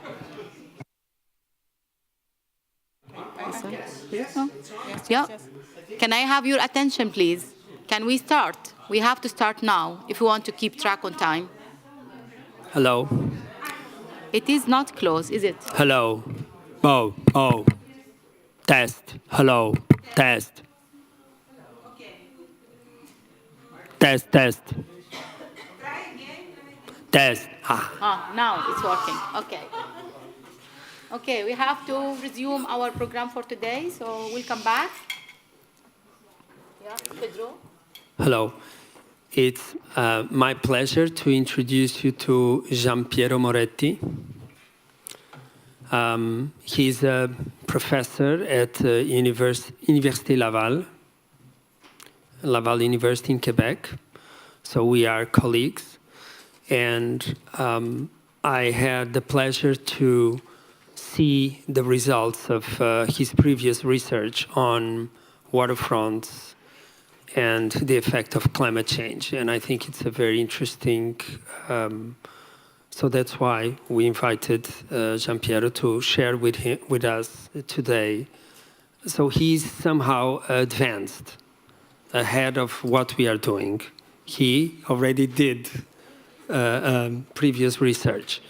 So I'm very curious to see what you're presenting today, and the stage is yours. Thank you very much. Thank you very much, Pedro. Thank you for the invitation. It's a great pleasure to be here. Yeah, I think it's right. And I'm not a specialist. So I think that I crossed by the situation starting from some projects, and after that we made a way of thinking about the transformation of the urban environment. And if we think at the evolution of the urban construction, the city and the city space, the territory, and so what, we have this great opposition between anthropic spaces and natural, even if natural anthropized spaces. And in this plan of Turin, we look at the distinction with wall around the city and the open territory. And the thinking about architecture is a very strong thing. Buildings are like rocks, stones, and the space between buildings is a public space in plan of Nolly. And we look at an interest point, the space in interiors become a space that is very rich in continuity with urban spaces, public spaces. But if we can look at the contemporary city, we have another way to read the urban spaces, and the specialization and the diffusion of the city is very important, and we have so many different actors in urban definition. And after that, and that is the industrial production of urban space. Industrial production with waste. And the waste is natural space. Natural space abandoned, the tiers paysage of Gilles Clément. Donc, so we have, I switch. French is my second language, and English the third. So we have a strange situation. It was clear, the subdivision before. Anthropized space, stones, very strong, and even public space was in stone. And today we have the anthropic, the waste, and anthropic or nature. We have anthropic or nature, and the waste in the middle. And the anthropic space is organized by internal logic, very strong. Institutional organization, like people that look at the electrical infrastructure, highways, even promoter of shopping center that have internal logic very strong, and so they produce waste. And it is the characteristic of the industrial thinking inscribed in the territory and in the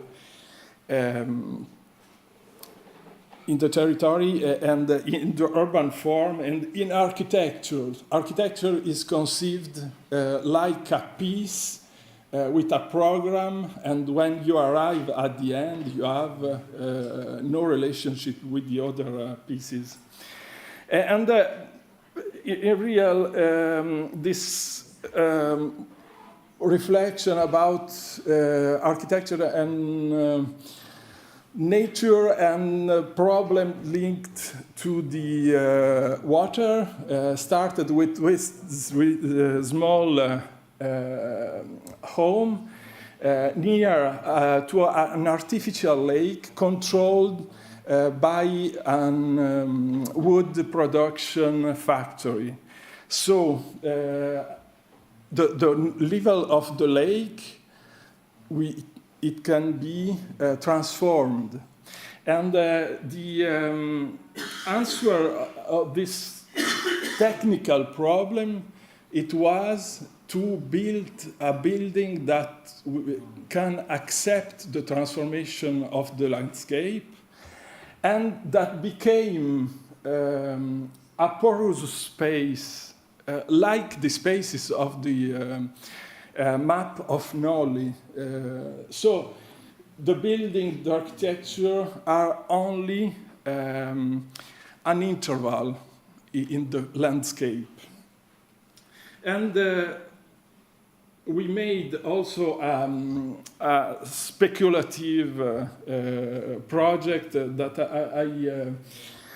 I talk about very rapidly, with the idea to work with no program and to dialogue with this waste space, because it was a brick factory abandoned.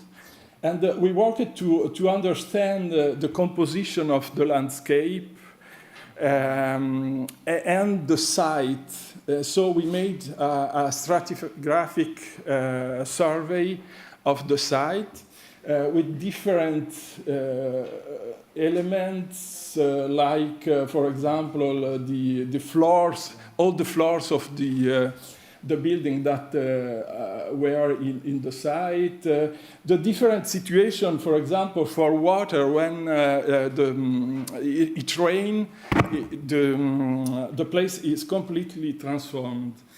And in a successive moment, we work to introduce very small architecture, all similar one to the another, only a wall with 18 centimeter of tightness, so we can enter, but very close.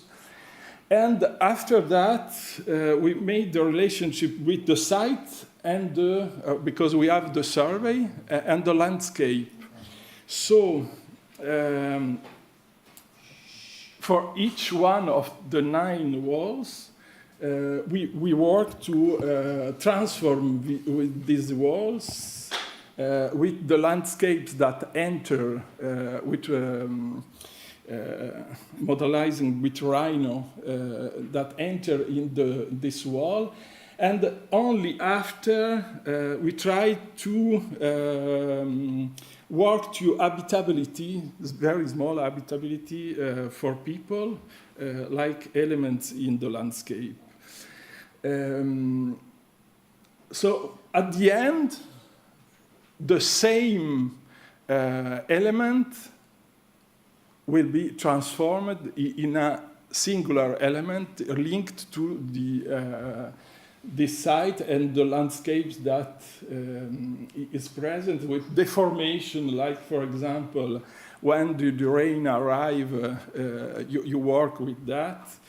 And I think that to work with this idea that the building, the architecture, and the built elements are only a moment in a continuous space of situation. And after this experience in architecture and construction and singular speculation, I worked to build a team with engineers also. And we work principally in Quebec City, because we had a research project with the city council. And we invited also researchers for other universities in a workshop idea, and after with the development of the project. And so with the city of Quebec, we had the research project to explore the possibility to build footbridge along the St. Charles River. And so we explored the idea of St. Charles Rivers, the situation at the beginning, 1776. You have the city very compact. You have the space of the St. Lawrence, and also the arrival of St. Charles Rivers, that is very, very large, very many spaces, very intermediary spaces between water and the built anthropic environment. So when you look at the situation today, the anthropic intervention are this one. So all the port zone is built on the space of the river. The river Saint-Charles was transformed, so the meandre, I don't know the name, here is now the river, but all this was completely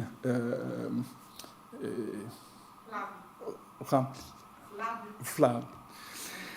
So it is the intervention of humans that influence the floods, the problem that we face today is a very important question, because the landscape is transformed,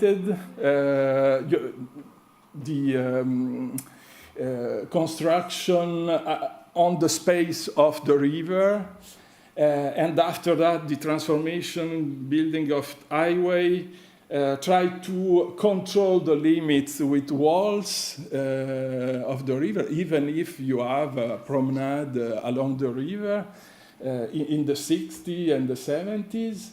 And now, even if the space of the river is renaturalized, we can look this element that is called park linear, or linear park, that have no relationship with the anthropic space, the urban fabric. So we worked with space syntax to understand the situation of the park linear, because it is very peripheral for the two shore of the river. And we worked also to understand where this footbridge can be put in the urban space. And we made projects, very different, reutilization of the bridges, 2 bridges, and the construction of 2 footbridge. So the first one with our colleagues engineers, that is very linked to the idea to leave the water, the space of water. And we are with the fiber reinforced concrete, only a little part of materials, so 15 centimeters of thickness, 55 meters of long, with the old system of footbridges, and also public space, not only infrastructure, but public space on water. So in the middle, you can leave the river. And we transformed, we proposed to transform a bridge, existing bridge that was a very infrastructural element, so large, with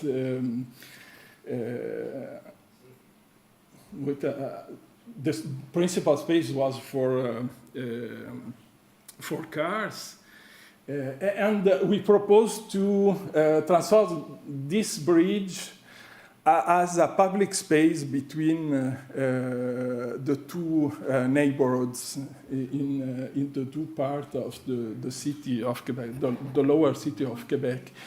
And to work with the idea of the climate in Canada is very cold in winter and hot on the bridge, hot in summer. So we work to think about natural system to cooling, because under the bridge we have one temperature, and upper the bridge we have another, completely different.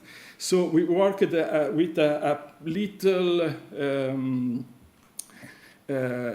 green space on the bridge with fireplace also for the winter, and the access to the river that was inexistent. So we have a public space, possibility of public space. And we talked also about a development of concrete that erase the snow. Yes. To eat the snow. Yeah, to eat it. I'm eating concrete with no electricity. It's only natural. Yeah, and they try to put in place only the organization of the street, and the system is very interesting. Not the structures that are temporary elements, and it is a place appreciated by people of the two neighborhood. And the other one that is an exploration, very strong. We worked with our colleagues engineer very closely to build a footbridge, an independent footbridge, with the form of the covered footbridge, Canadian footbridge, and with a little quantity of materials. And it's the question with the fiber reinforced concrete, we have the possibility to go to 6 centimeter and 12 centimeter of thickness of this bridge of 55 meters long. And we work to ameliorate the relationship with the materials and structure, with the continuous exchange with the engineers to ameliorate the performance of the structure. So the material is only where the forces are. It is this one. We worked with Lafarge also, that is the largest producer, Lafarge Holcim, larger producer of concrete and also fiber reinforced concrete.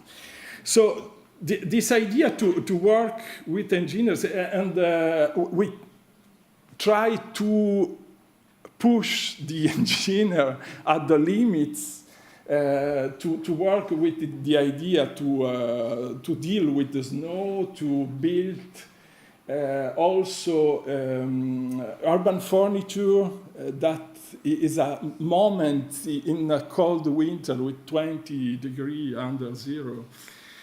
So you have a space to live. And this work about the river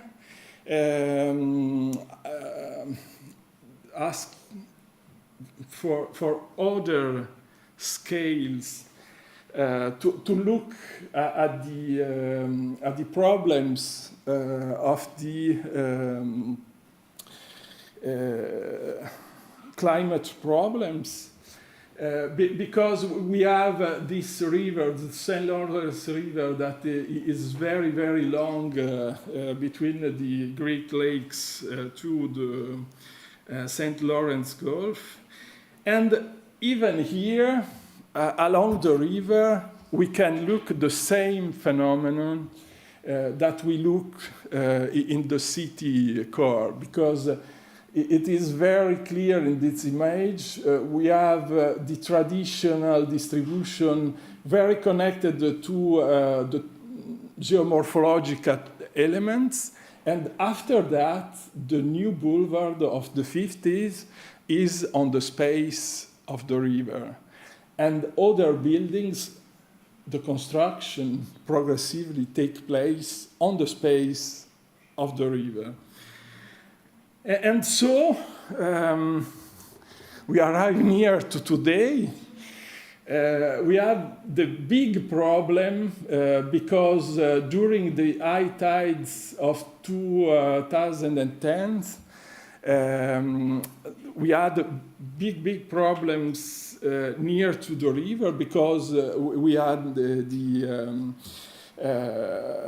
heating of climate. And in the period when the high tides take place, before we had ice that protected the shore. And right now, the ice is not present. So we have a situation like that, infrastructure destroyed, homes destroyed, and so many damage, the coastal erosion also.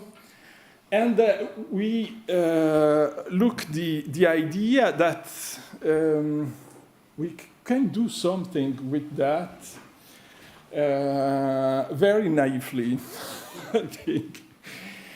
In one way, to protect the shore and the border, to think at this space, but also to think on new typologies of homes that are adapted to the situation, because we had a very interesting landscape with the river, St. Lawrence River, so people built homes that are similar to the other in other part of the territory with big windows looking the river, but when the waves arrive, it's a disaster. I think it's 5-10 days per year. And not all years. But the problem is very actual. And I think that this citation about the Hans Jonas, the principle of responsibility, is very interesting. And Jonas said, the definitively unleashed Prometheus calls for an ethic and prevents man's power from becoming a curse to himself. So we can look that the major problem are the action of humans. It is not the climate change is a consequence of that. Donc, we had financing for this project. It's very difficult to finance. We had to ask at the humanities, because architecture is humanities, so the budgets are very, very low. And we not have the part for the engineer, so we try to navigate with the resources that we had. And we made a survey of the different problems that arrived along the St. Lawrence River in 2010. And we look at that with cartography. Oh, sorry. Oh. No. Okay. Oh my God. I think that, okay. No slides. Oh, it's super heavy, no? I have this one, but I had other slides where I went to look the different parts, but they are white. Let me see if I understand the map. Wait. No. Disappear.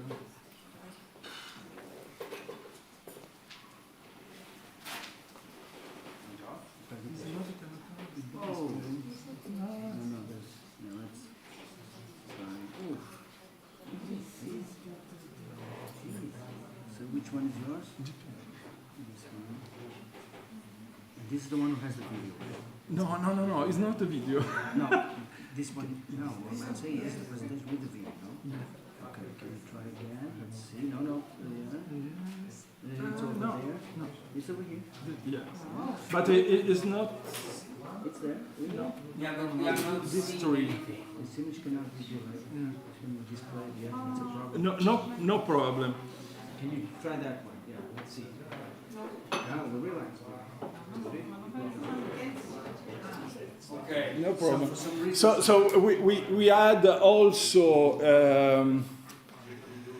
a focus on this part, and it is not continuous, the problem on the shore, because we have different configuration of the coast, the presence of the wind, and so not in all coastal part we have problem with the high tide.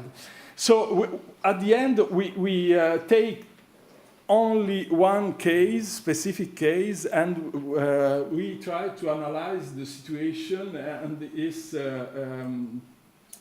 in this part of the territory. And we analyze the problem of the Grand Marie high tide and the erosion of the coast, also the rising of water during the period of the high tide. So we look also at the local answers of people, because each one tried to solve the problem near his home in a different way. And so we have a different situation along this part of the coast, with the naturalization, of course, with plants, with riprap, I think, yes, with riprap, and also with walls. That is the horrible answer, because they multiply the effect of waves at the end of the wall. So the problem is very complex, and we maps this situation in this small village. So we have different parts and different elements that asked to be answered. And we tried to search a way to build. The idea was to build protection that can be also a livable landscape. We tried at the beginning with small elements, continuous, and after progressively we define a way to work with fragmented elements that can be implemented by inhabitants. So small pieces, and we arrive at the idea to work with the small pieces because we tried a little bit, in a way, use it with Maya, an animation software. We understand, comparing to the other situation, that the waves breaks, and the force, if we have different layers of protection, the wave breaks, and the same wave break the other waves. So it's a good open, but we had to explore with specialists and we try to search financing to do that. And this element, we develop elements very rapidly with high performance concrete that it is ideal for this environment because do not have problem with the salted environment, the ultra performance concrete, because it is not porous and they are not steel armature, only small fibers. So at the limit, the first fiber break, but the other no. And to put stones in the interior of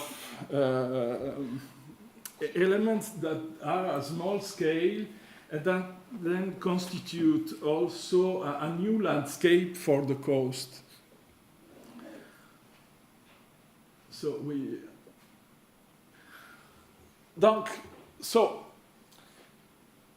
we had looked at the idea of the division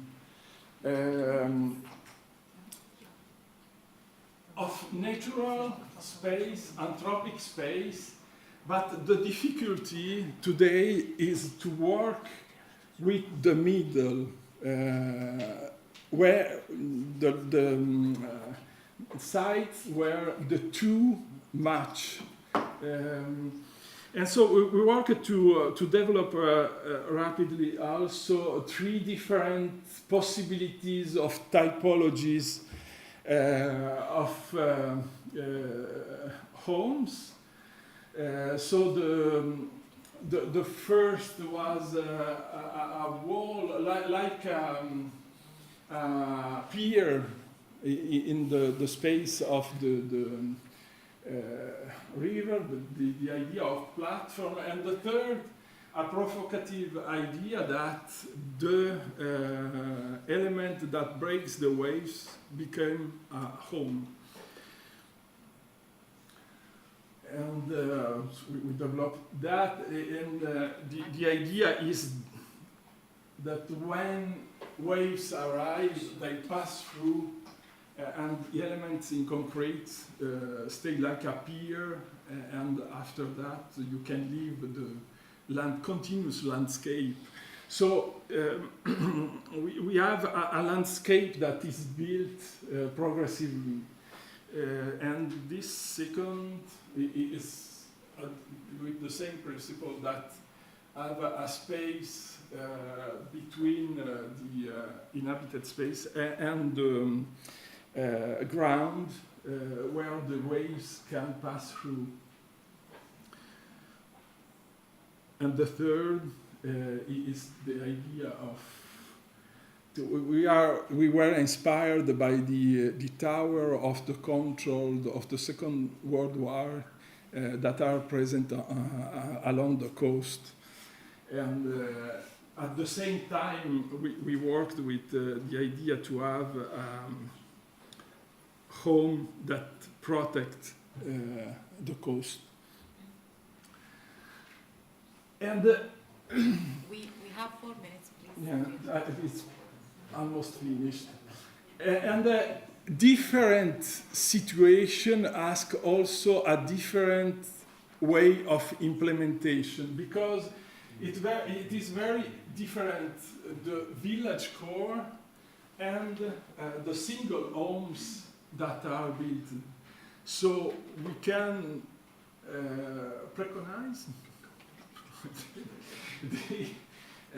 the idea that the first intervention it can be in the part of the core of the village, with the idea of a scientific garden. Scientific garden means that we can try to build some elements to break the wave, and the homes becomes elements in the landscape that you can explore. And we try to implement that with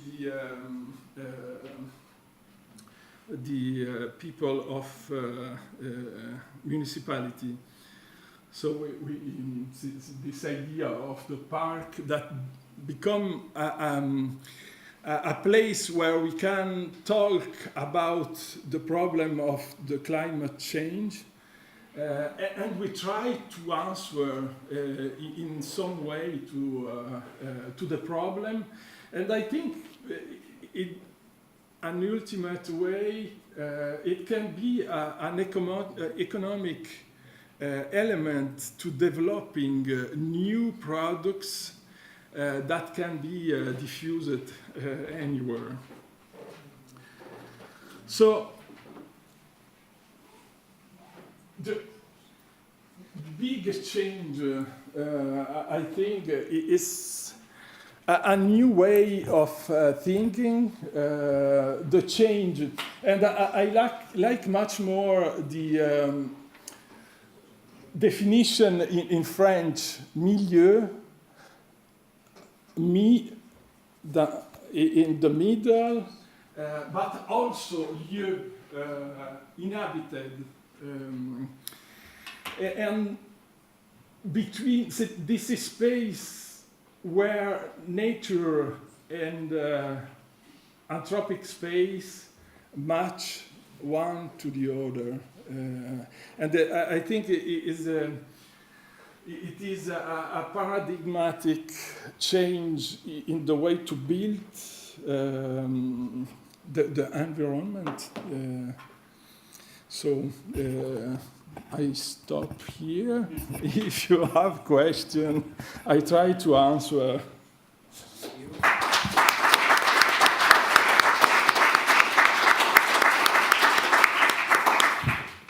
Thank you, Gian Pietro. It was very, let's say, very important for us because there's lots of architects here to see of course the design approach that you brought here to the conference. It's really important, and I would say that we have talked about this many times during these sessions, but you brought, as you said, this wonderful French word, the milieu. No, the milieu. Also, it has. Yes, very interesting translations and interpretations, I think, in other language, also in English and in Portuguese. In Portuguese, contexto, no? Context. But for me, milieu, it's a better word, as you said and referred, because it brings also in between milieu, no, in the middle also. So it's a kind of space that you are working and designing and learning with.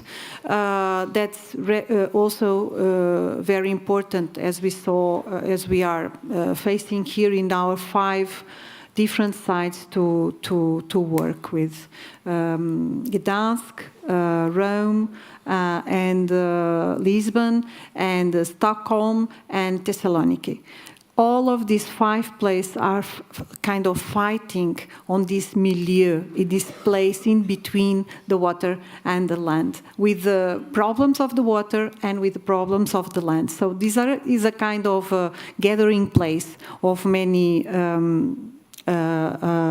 conflicts, yes, not just physical, not just spatial, architectonic, let's say, because, but also technical, but also social, but also economical, and as we are seeing during these sessions, also bring lots of new perspectives for the future. I found this is, of course, it's a comment. We are going for this round of questions, of course, but for me it was very interesting to see your process of design at some point, that you were kind of looking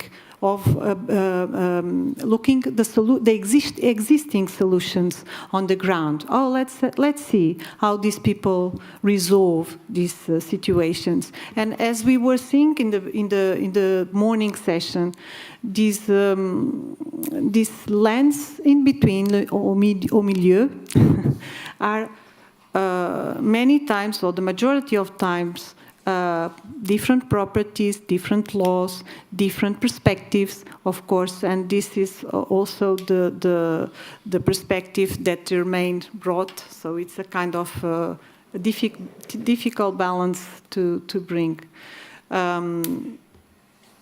I think you wanted to. Well, we open for questions, perhaps now. Is it working? Yeah. Is it? No. No. It will be working.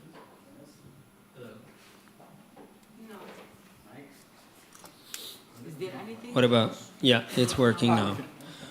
Well, Giampiero, I don't have a question. I don't have a question, but I'm thrilled with your presentation. It's interesting when we look at SOS, which is right there. It's not just save our souls, but it's also sustainable open solutions.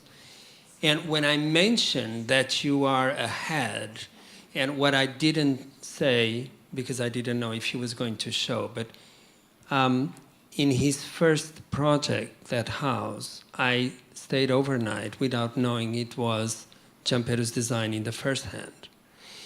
And as I've been obsessed with waterfronts, and as I met this building and I was sleeping there, I thought, oh my God, who are these people that really understand the issues related with what's going on? This is such a clever design. And it's very interesting because then you went on doing all this research on the linear park of Saint Charles, which is stunning new urban space in Quebec cities. I mean, I would say it's worth traveling there just to see it, because it's a former industrial area that it's turned into a linear park. And all these bridges that I didn't know, and the generosity of these public spaces while designing infrastructures, and so elegant as well. And the whole understanding of reshaping the Saint Laurent territory throughout colonization. And so this historical context so that we understand why we are here. But then at the end, you have these design proposals, which is what we're trying to do, sustainable open solutions. And you're very clear about, for that particular context, it makes so much sense. And this is what we as a group were trying to do.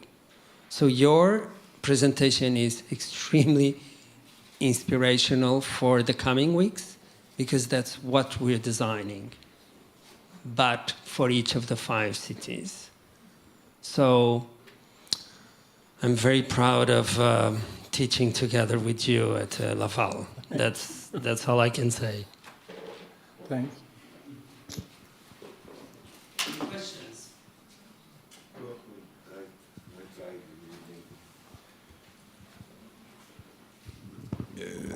These solutions were the last one that I saw, were for places without any other buildings, means that isolated buildings. And the question is that the solution for our context are a little bit different, because we are, for example, in the real center of Rome, where we have I Muraglione. We had situations that we can't use that kind of solutions.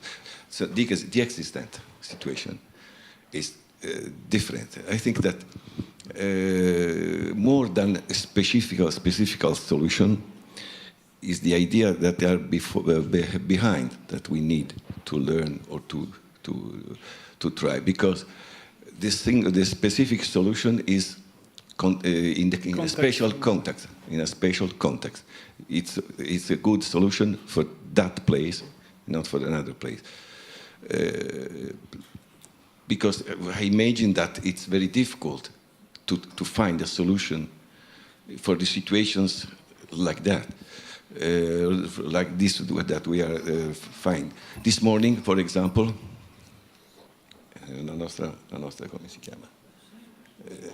Livia, sì, Livia, show us a picture of Ostia, Fiumicino, are the east side. Credo lei sia italiana. I know. Credo lei sia italiana. And I will be next week.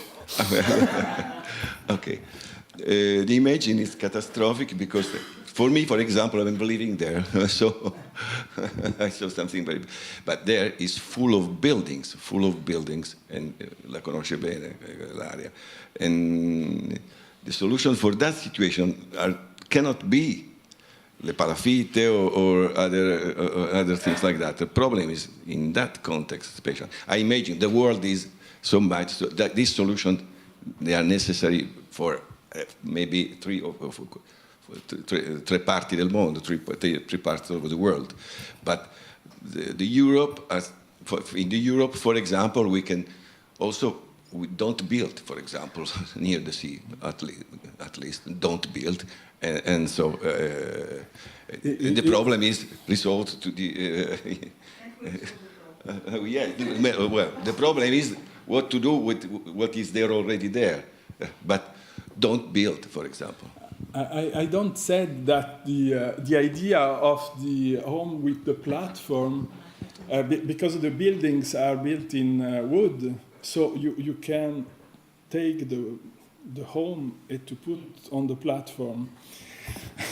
The old homes, and it was one question.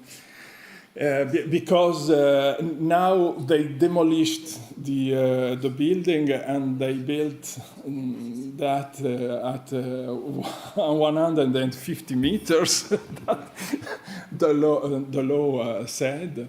But I think that is a renunciation and the idea that we do not interact with nature. We do not interact.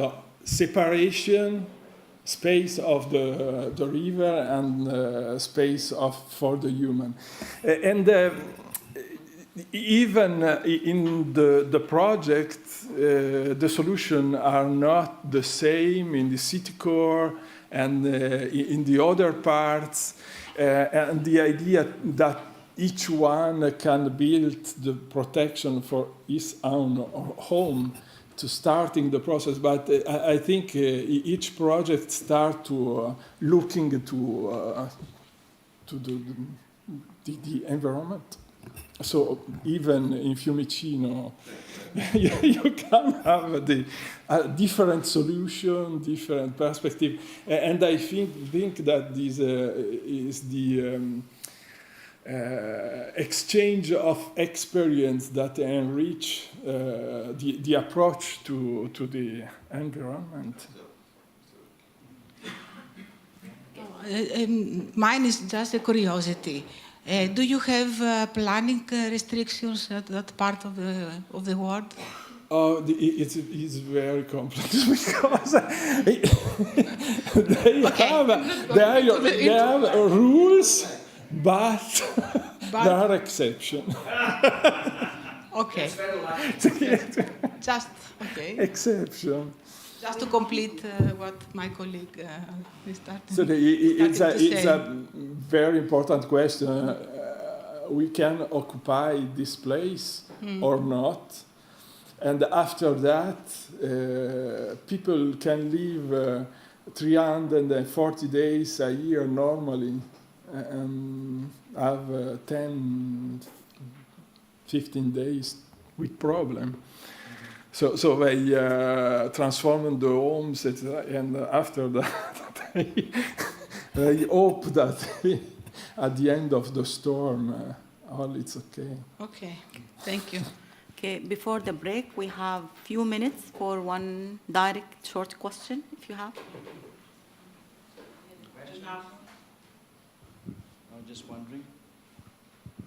Or reflection. No, I would like 5 minutes. I'm the one who always saying that. I'm feeling good in this position now. No, you mentioned first, I think, very important, again, we've been discussing this, but the overall diagnosis of the situation, the very different possible situations. So we propose solutions, in this case, you propose solutions based on already what the solutions were. But you mentioned in the project one that showed, I thought it was a church.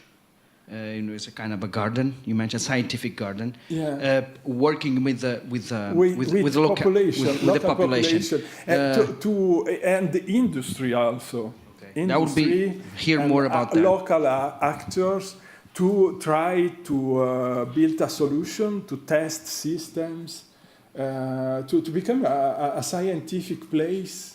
To test the system of protection, because it's a big problem in all parts of the coast. And that was a good experience, in the sense that you got a lot. You got also a good dialogue. On the way. On the way. Okay. With the COVID in the milieu.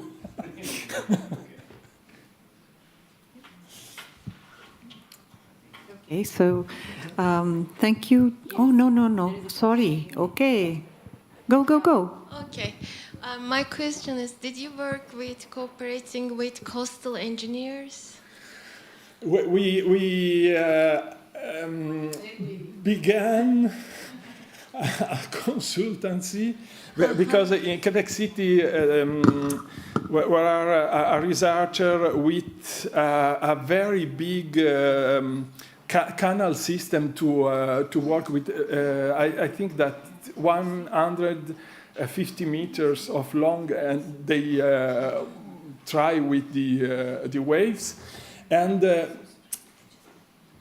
we talk with this very specialist. He worked with mathematical formulas, and he said, it's interesting. I am interested to calculate the idea to break the protection, but in another research. Yeah, actually, the logic and the theory behind what you explained are closely related with the coastal engineering theories, how the waves will be bigger and smaller, and their magnitude and their coinciding situations, kind of thing.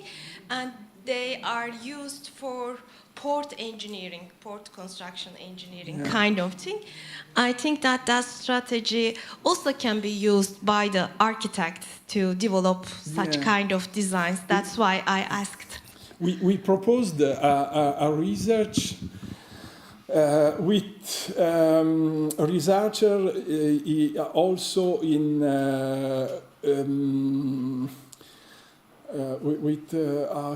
what's the name, in video production, because I think that we can modelize the coast with Scal 3D, and also the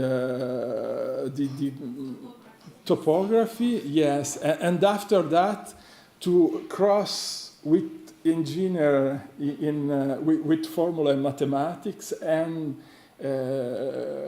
video production, the simulation, because the industry of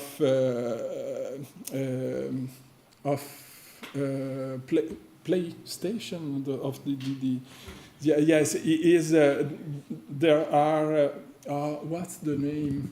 I don't remember.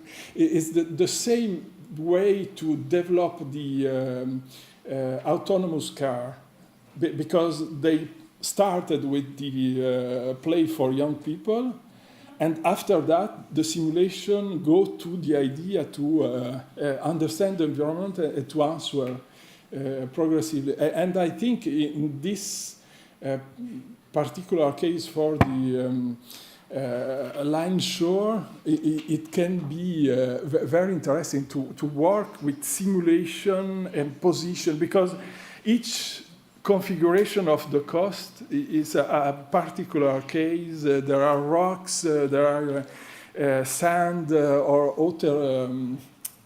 water points. It's very complex. And but it's not. It's difficult to put together and work on one project, looking at the idea of a livable landscape at the same time and the protection of the coast. In your presentation, think me that we can cooperate with such kind of disciplines to find much more effective adaptation solutions. Yeah. Yeah, we work with structural engineers Okay. at the moment because it was the same team for the footbridges, and we evolved. So inspiring and so good. Thank you. But I think it's a beginning of a process. We can. Well, it's the founding. It's. Research creation, so projects that are to be implemented. Thank you very much for your answer. Thank you. Okay, we stop here. Thank you so much again for this interesting perspective. And 4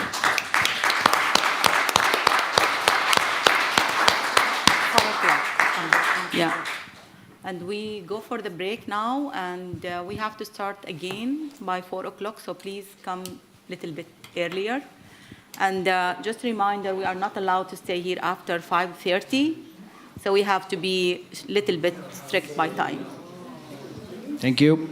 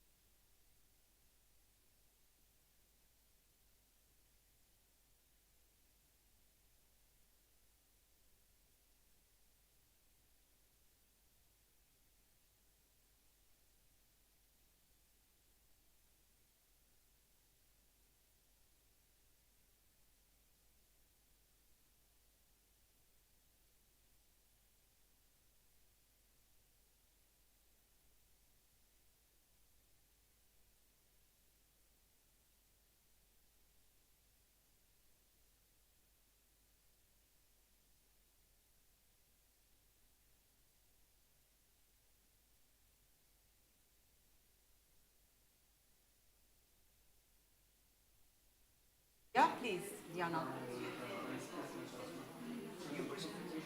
I mean, no? I mean, Lina, I can introduce that. Now we can start. Okay. Can you please be seated, please? Wait, oh, okay. That one. This. Okay. Okay, so can I have your attention, please? Thank you. So, thank you for rejoining us for this last session. I'm going to introduce to you to Professor Diana Babalis from the University of Florence. We have been doing some work since some years, and it's great to work with Diana. Diana was also one of the initial partners of this project. So for all reasons, and for this one, of course, we think it's very symbolic to bring Diana for this last talk. Okay. Of course. So thank you, Diana, for being here. Thank you. And thank you also, please. Okay, thank take you the for floor. the kind Thank you. invitation. I'm very lucky and happy to be here. Also as a last speaker, that is very, very important to me. So I'm going to talk today about heritage waterfronts, well-being strategy for a dynamic urban transformation and place value in the Florence UNESCO area. This is my topic, but let me say something as an introduction. I first met historic waterfronts, that then the so-called, at that time, industrial waterfronts. In 2004, I was an invited professor at the Strathclyde University in Glasgow, in Scotland, and I was very, happy to be involved in some advisory work by the City Council of Glasgow regarding the master planning of their old waterfronts, historical of course, but industrial, former industrial. And all such planning, it was about housing at that time and about big master plans, huge of sustainable conditions, and so on. I was happy at the time, but I didn't know that 10 years afterwards, I was getting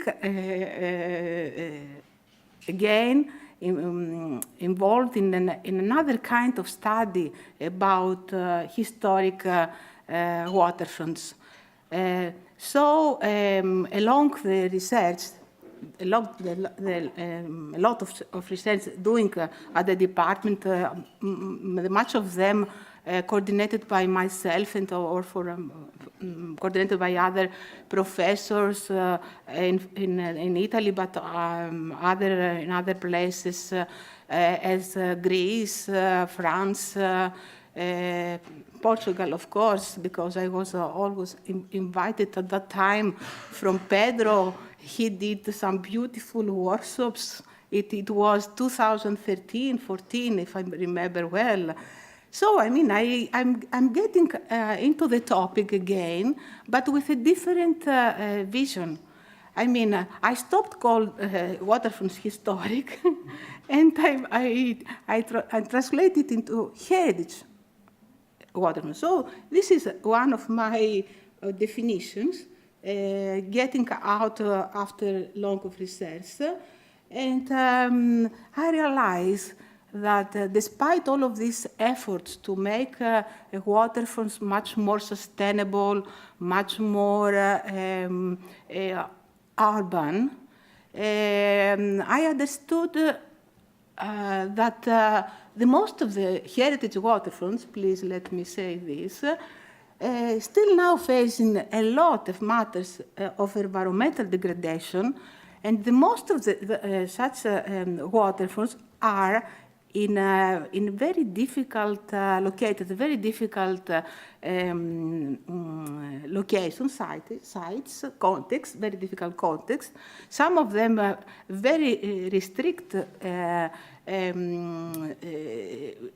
to make changes. So now we have found ourselves to talk about sustainability, about sustainable interventions, but I prefer called integrated approaches in order to try to reach a kind of urban quality and resilience, because now, despite former years, now we have to face absolutely, as I've heard this morning, I was terrified about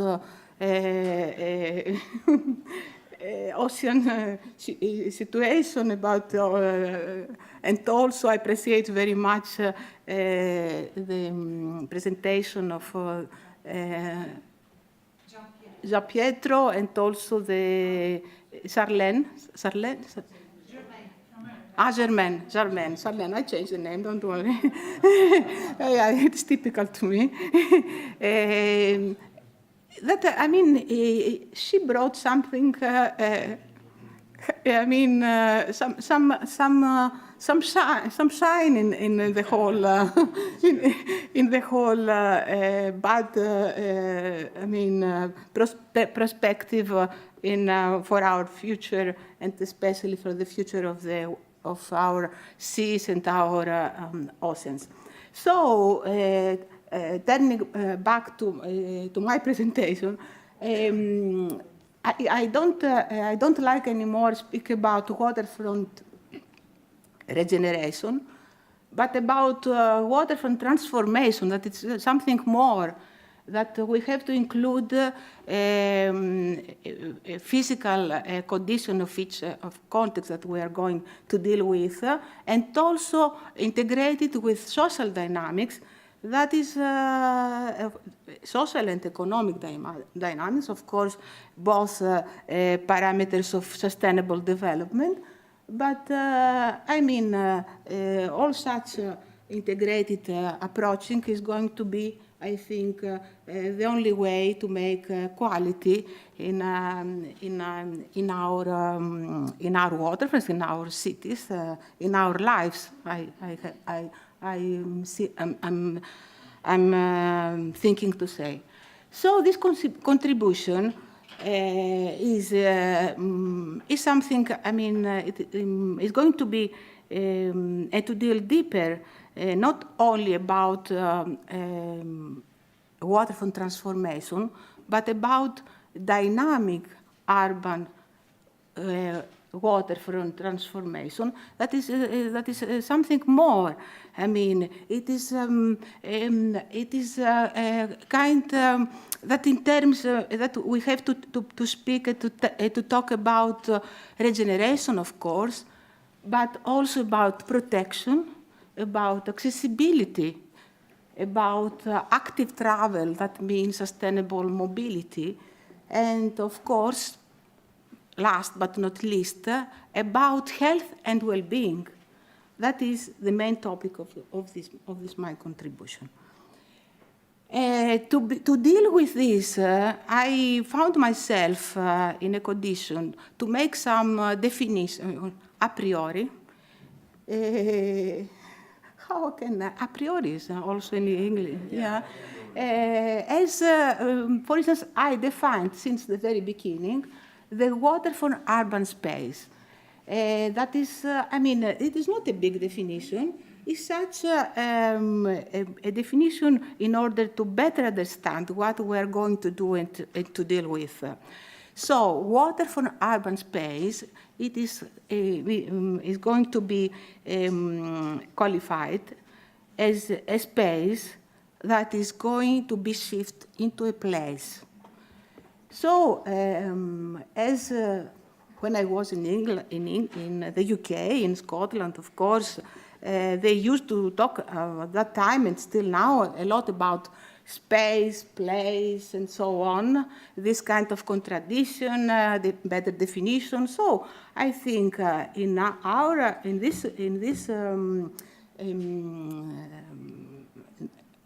talking about waterfronts, I think that trying to make and to shift a waterfront space into a waterfront urban place, I think is the best is the best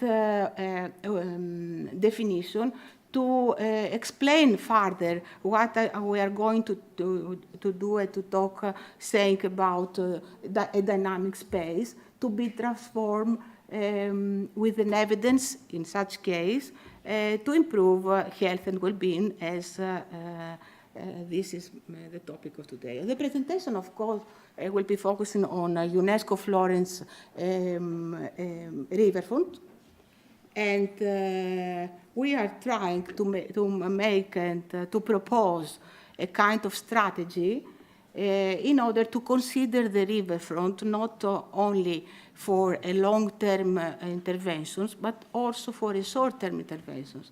As we are talking about a historical city, a UNESCO city that is very much have a lot of limits and restrictions, I think that is the better way is making strategies since the beginning, and then we're going to go with the planning and design issues. So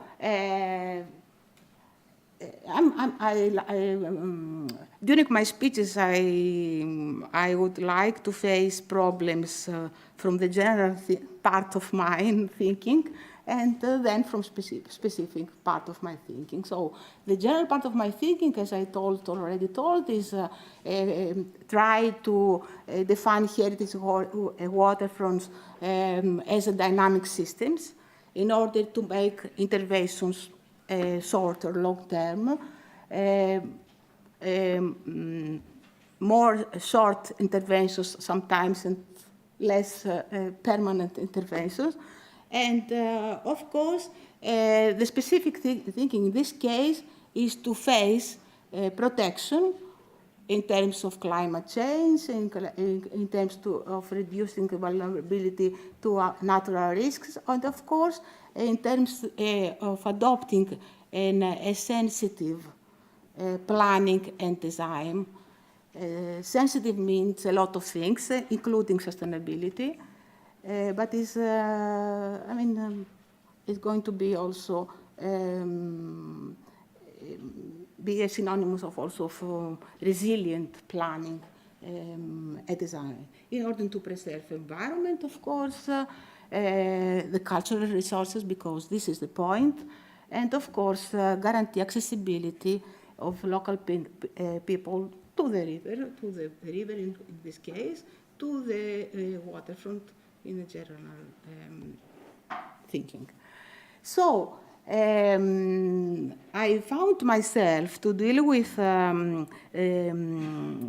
transforming heritage waterfronts into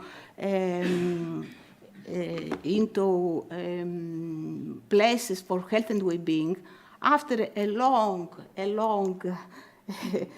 time of research and a long time of putting efforts into writing on the topic. So the research studies anyway show that regeneration and management of the water for urban space, with a great evidence to the relationship between open space and the health, are of great importance, especially if such spaces met community needs. That is very important, anyway. So the main research questions, after all, I'm not going to read and all of those, but the first one is we need to find a common vision in order to include, since the very beginning, what are going to deal with. We need, of course, to ask people what they are in need, calling community engagement in terms of planning and design. We need to make, to create conditions of new, for accessibility, for mobility along and into, I used to say along and into the water, but they asked me not to say into the water, but to the water. So, but my into it was just to create a more emphasis in such, in what we are thinking as a strategic conception, of course. And the other question was how it could be possible to create a greening strategy in order to be used as a well-being strategy. Of course, how we can develop in local peoples, and not only the well-being behavior, especially for the children and the elderly, and how it could be possible to develop design criteria for to transform in a very healthy way the waterfronts for more physical activity and not only. And of course, the main point of the waterfront urban space to be transformed, it is this, to create a kind of space connector with the city. That is the point, because I know also other cities that they are facing the same problems as Florence. But in Florence, we have this problem. We are looking at the river with a great fear.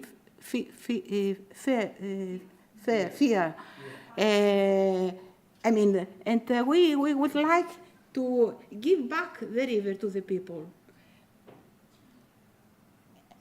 And try to go into to define what is a green space, a green-blue space. When we are talking about green space, we are all of us convinced that a green space is very good to us for our health and well-being. Okay, we all agree, no? We are, I mean, we are convinced, and it is also scientifically convinced. But when we are talking about blue space, researchers, not me, scientists said that this is not scientifically proved that blue space can bring well-being and health to the people. But if we are talking about blue space, that is going to be, I mean, added quality in the space, and also the water that is also blue. In the case of Florence, the water is not blue, it's gray. But it doesn't matter. We are talking about water, so blue space definition is the best. I have the opportunity to work with a colleague of mine of Newcastle University, Tim Townsend. He is a professor of he is a professor of urban design for health and well-being. And he was very helpful to me because he explained, and we tried together to find some better definition, and of course to understand that green-blue space is going to be space also for physical activity, for recreation, for rest, for social interaction, and of course for stress reduction. And all of this stuff, I mean, it is not. It is possible to deal and to talk about, because we have what the World Heritage Organization define about health. So health is not only a state of complete physical, mental, and social well-being, but also it's something more. So if we are trying to define well-being, we found some scientific definitions that they defined objective and subjective. In this case, we are going to talk about subjective well-being, that is the state of complete life satisfaction and happiness. This is the definition of the most important scientists all over the world. But as I like very much the Greek philosophy, coming behind 2,000 and more years, we found Aristotle that in his Nicomachean Ethics, he talked about the theory of happiness that is still relevant today, I think. So happiness in Greek is eudaimonia. That means, eudaimonia means that all happiness depends on ourselves. Happiness is a central purpose of human life and a goal in itself, he said. So he was very convinced about a happy life, and he also introduced in such Nicomachean ethics that to be much more happy, in our happiness, we have to include also physical activities and mental well-being. That is very important. So, I mean, we have behind all of these theories, so it was easy to us to understand what is going to be the connection between place and health. Context, Maria Rita said before, she made a very beautiful comment on Jean-Pierre's presentation, that we are not distance. Here we were talking about place, but we try to find a common, it's a common issue anyway, you know. So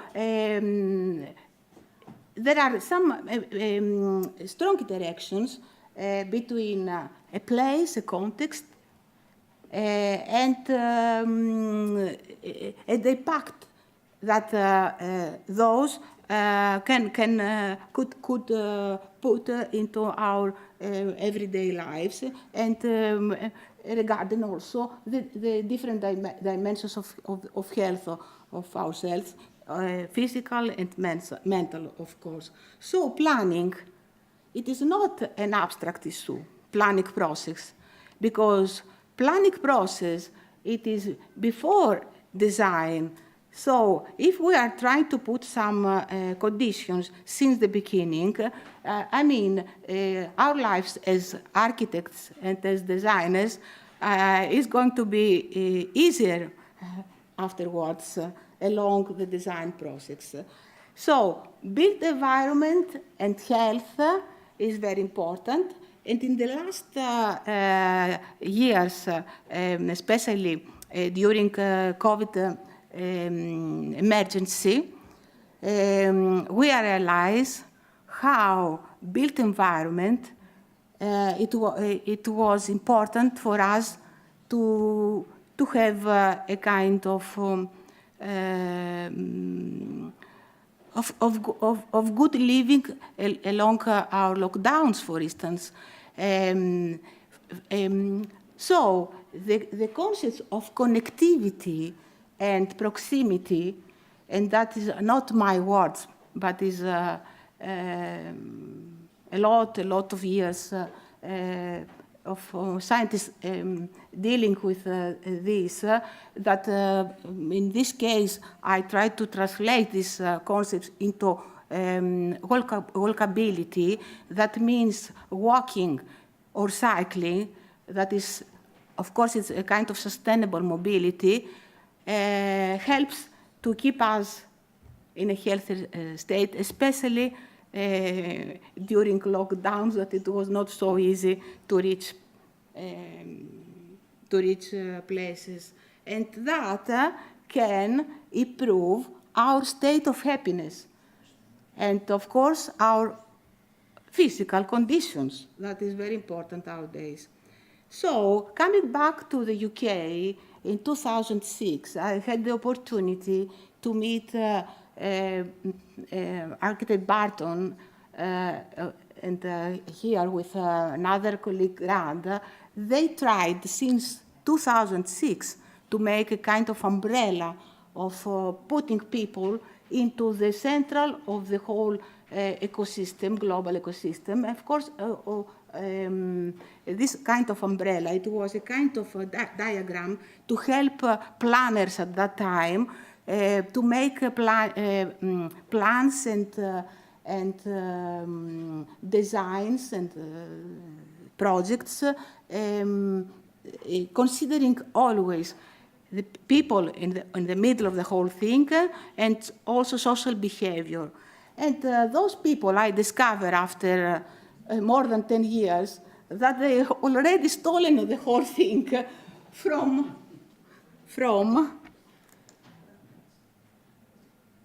the mandala for health.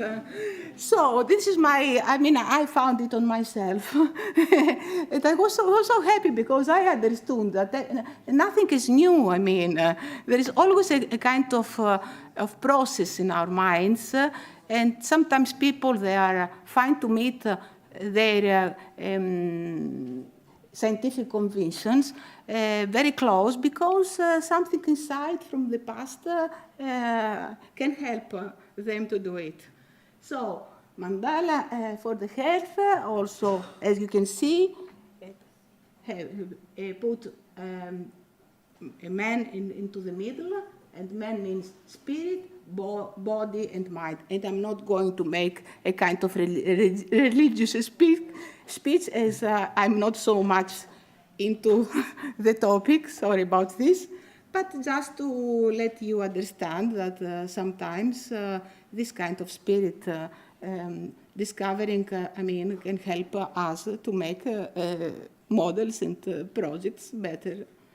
Of course, in 2014 and 15, sorry, and a long time before the COVID emergency, United Nations, sorry about this, member states in 2015 decide to make this very famous 2030 agenda for sustainable development, of course. And I don't know you here in Portugal, but in Italy, all our courses, I don't know in Rome, but in Florence, we should put also what kind of goal is included in our courses. So if you are going to show my program in Florence, you can find a lot of such goals inside, because it's a kind of, not constriction, but advice. So they advise us to put this kind of goals. So we are teaching to our students in such a way. I don't know if you realize this, but in Florence, of course, we have this kind. I'm saying, in this context, goal 3 is talking about ensuring good health and promoting the well-being of people, demonstrating the timelines, relevance, and importance of the topic. But strangely, they don't thought about COVID future emergency. They are talking about problems in the third world, not in Europe. So these I found that these European goals, it was not for us, but for that people. And if you are now, afterwards and after 3 years of very bad living in all over the world, if we are thinking that also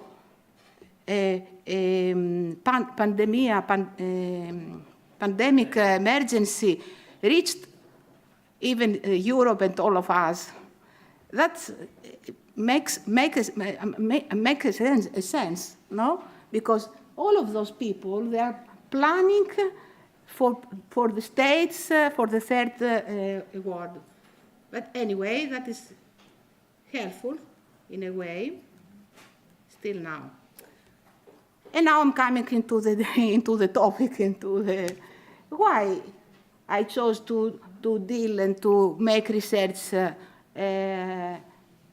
along the river Arno in Florence, and in such very difficult context as the part of the UNESCO area, that is, everything is limited and restricted, and it's not so easy, because simply,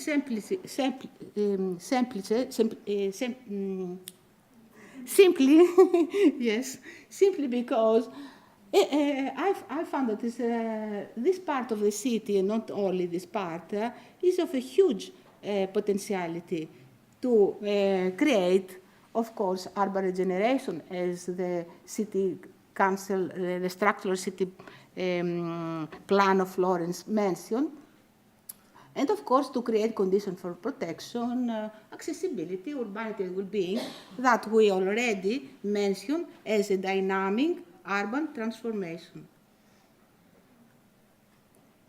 But this was not only the only reason. The other reason it was that Florence has, I don't know if you know that, I'm sure that you know, that every UNESCO site or area, especially a city center, has to be managed by a specific UNESCO management plan.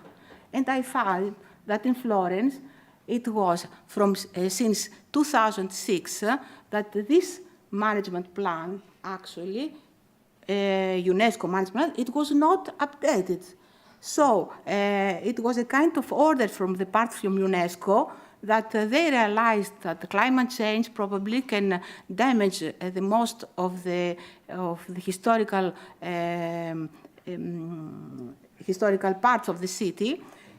So they asked to the UNESCO office to update this management plan. On the other side, the structural plan of Florence that you can see here from 2015, I mean, huge provisions, but nothing along the river. And if you know that the river in 1966 in Florence we have the worst flood ever, I mean, it is very curious that they didn't mind to make a kind of planning and a provision along the river.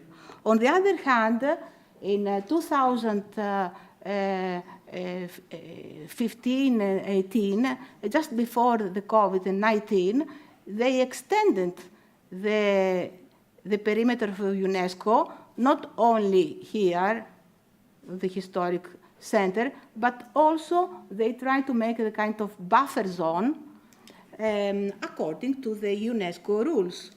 And this was nice, and this was very helpful to us as researchers, as designers, as planners in the city, because they help us to understand that we need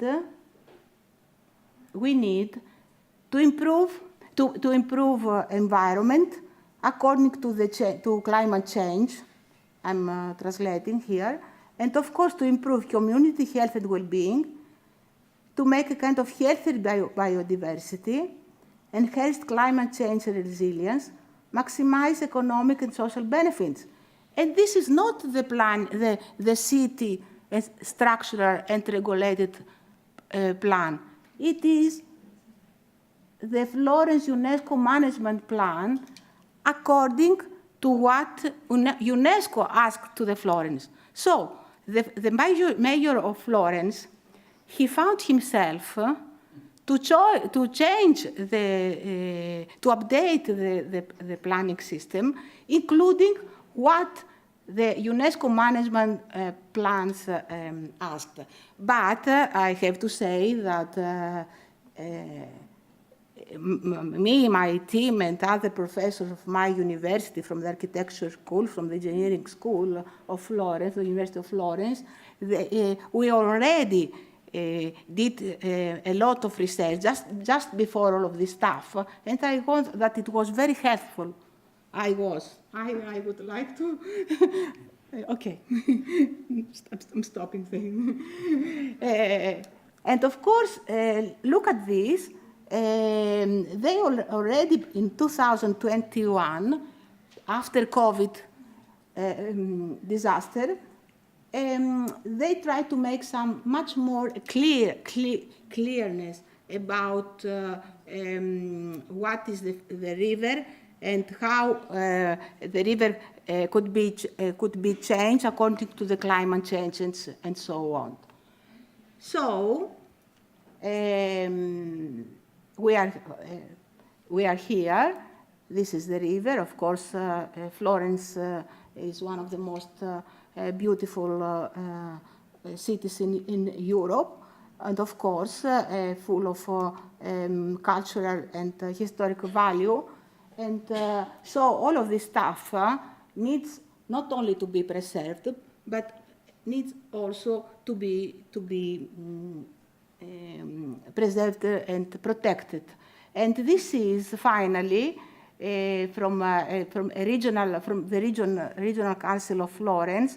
This is the indication in blue is how the river is going to damage the city in case of a new flooding condition. So in red, you can find the most important buildings in Florence and museums. So, I mean, all of these research and efforts in the years, they be used, I think, in a good way in order to push and make pressure into the authorities in order to protect and not only the city. Look at this. The history can taught us a lot. Here we are before the flooding in 1966, and the people happily, and this is the kind of state of happiness that I'm saying,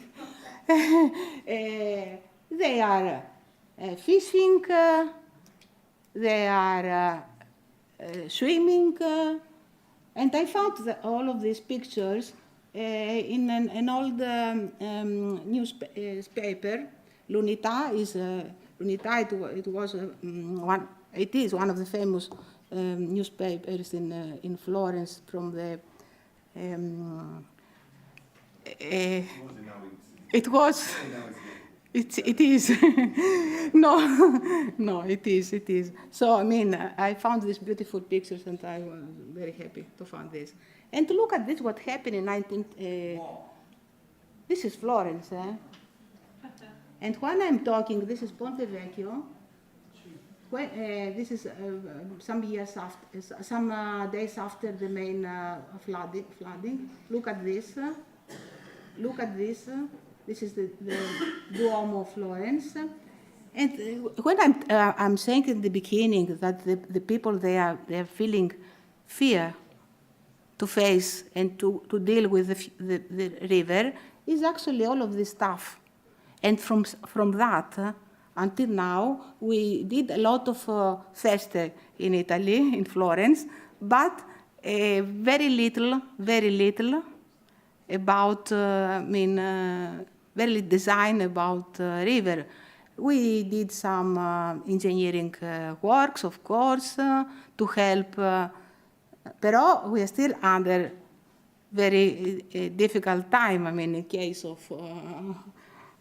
full raining and so on. I saw that also you in Lisbon has this kind of problem. So I'm saying I'm not happy about this because I'm going to say I'm very happy about this to know, but no, I'm not happy about this. But I was happy to know that you also. I don't know, Pedro, if I'm doing well. Okay, because you know me. 5 minutes, okay. Okay.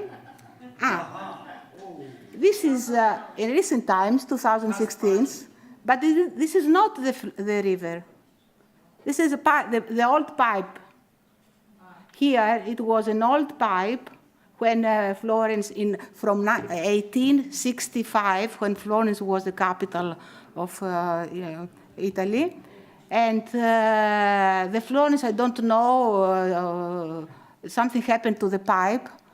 And we had this kind of disaster very close to the river, to the Ponte Vecchio.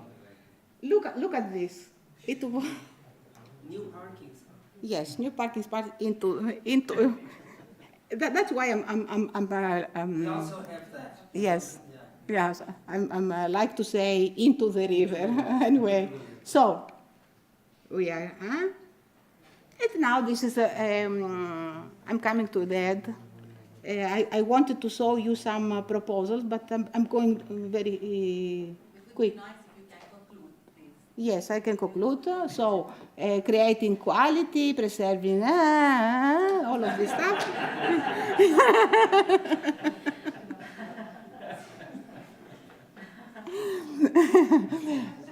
I mean, starting from the protection, of course, because without protection, the rest, and go into the deeper concepts and design guidelines, including health and well-being, and of course, respecting people's needs. So, we already put the vision, and we are happy now with the new, we hope, with the new city plan to see some of these points into, we hope. And of course, putting my research into empirical phase, I tried to make some proposals along the river to help for health and well-being. For instance, why not making a kind of cycling ways, also bringing them into the water and create, for health, and also very helpful during pandemic emergencies. And on the other hand, to protect the monuments and to create quality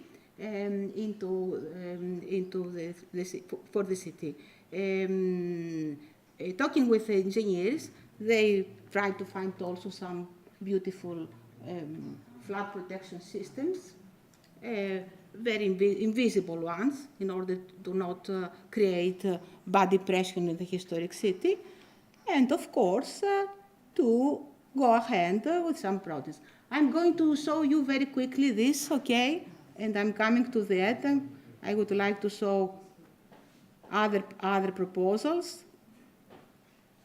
I also think, Pedro, about sustainable SOS. This was the time. So I tried to make kind of big places, and in case of flooding, create sustainable basins. The famous water squares that the Dutch people, they know very well, because in Dutch people, they are the first that they thought about this and did very well, such beautiful interventions, very sustainable and very helpful to the people. I also, I visited the most of them, I think so. I get the ideas from Dutch, from the Netherlands. And here, for instance, we have a master plan that during days we can enjoy, we can skate, during storm weather, as yesterday in Florence, we can create beautiful, sustainable SOS. This is exactly the SOS basins, I think, Pedro. So look at this. Very invisible. I mean, not strong interventions, and so on. Okay, I'm going to show you very quickly a video, and I'm stopping talking. Sorry about other things. Look at this.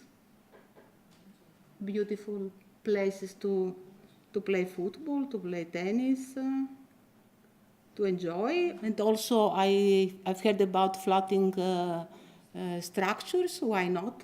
We create floating gardens in Florence. Why not? The mayor said that I am a dreamer, but don't worry.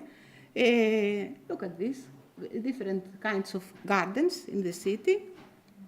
And this is another, and I'm going to show you the video.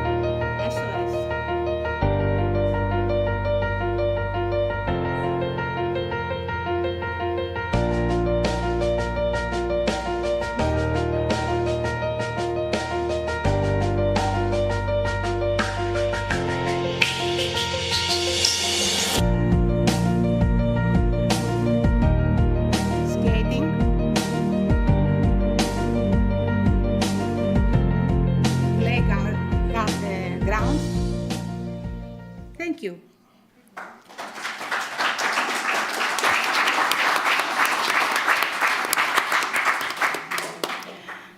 Thank you so much, Diana, for such really interesting presentation. Thank you. Sorry if I stole some time. It's like we are also sorry that we have to interrupt you, because it could be really interesting to listen to the proposal and like. Yes, but I'm okay. I mean.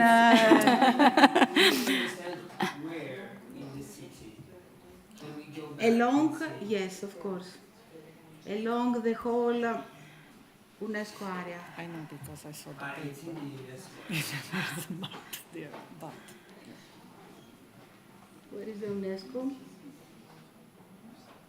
Here. Here.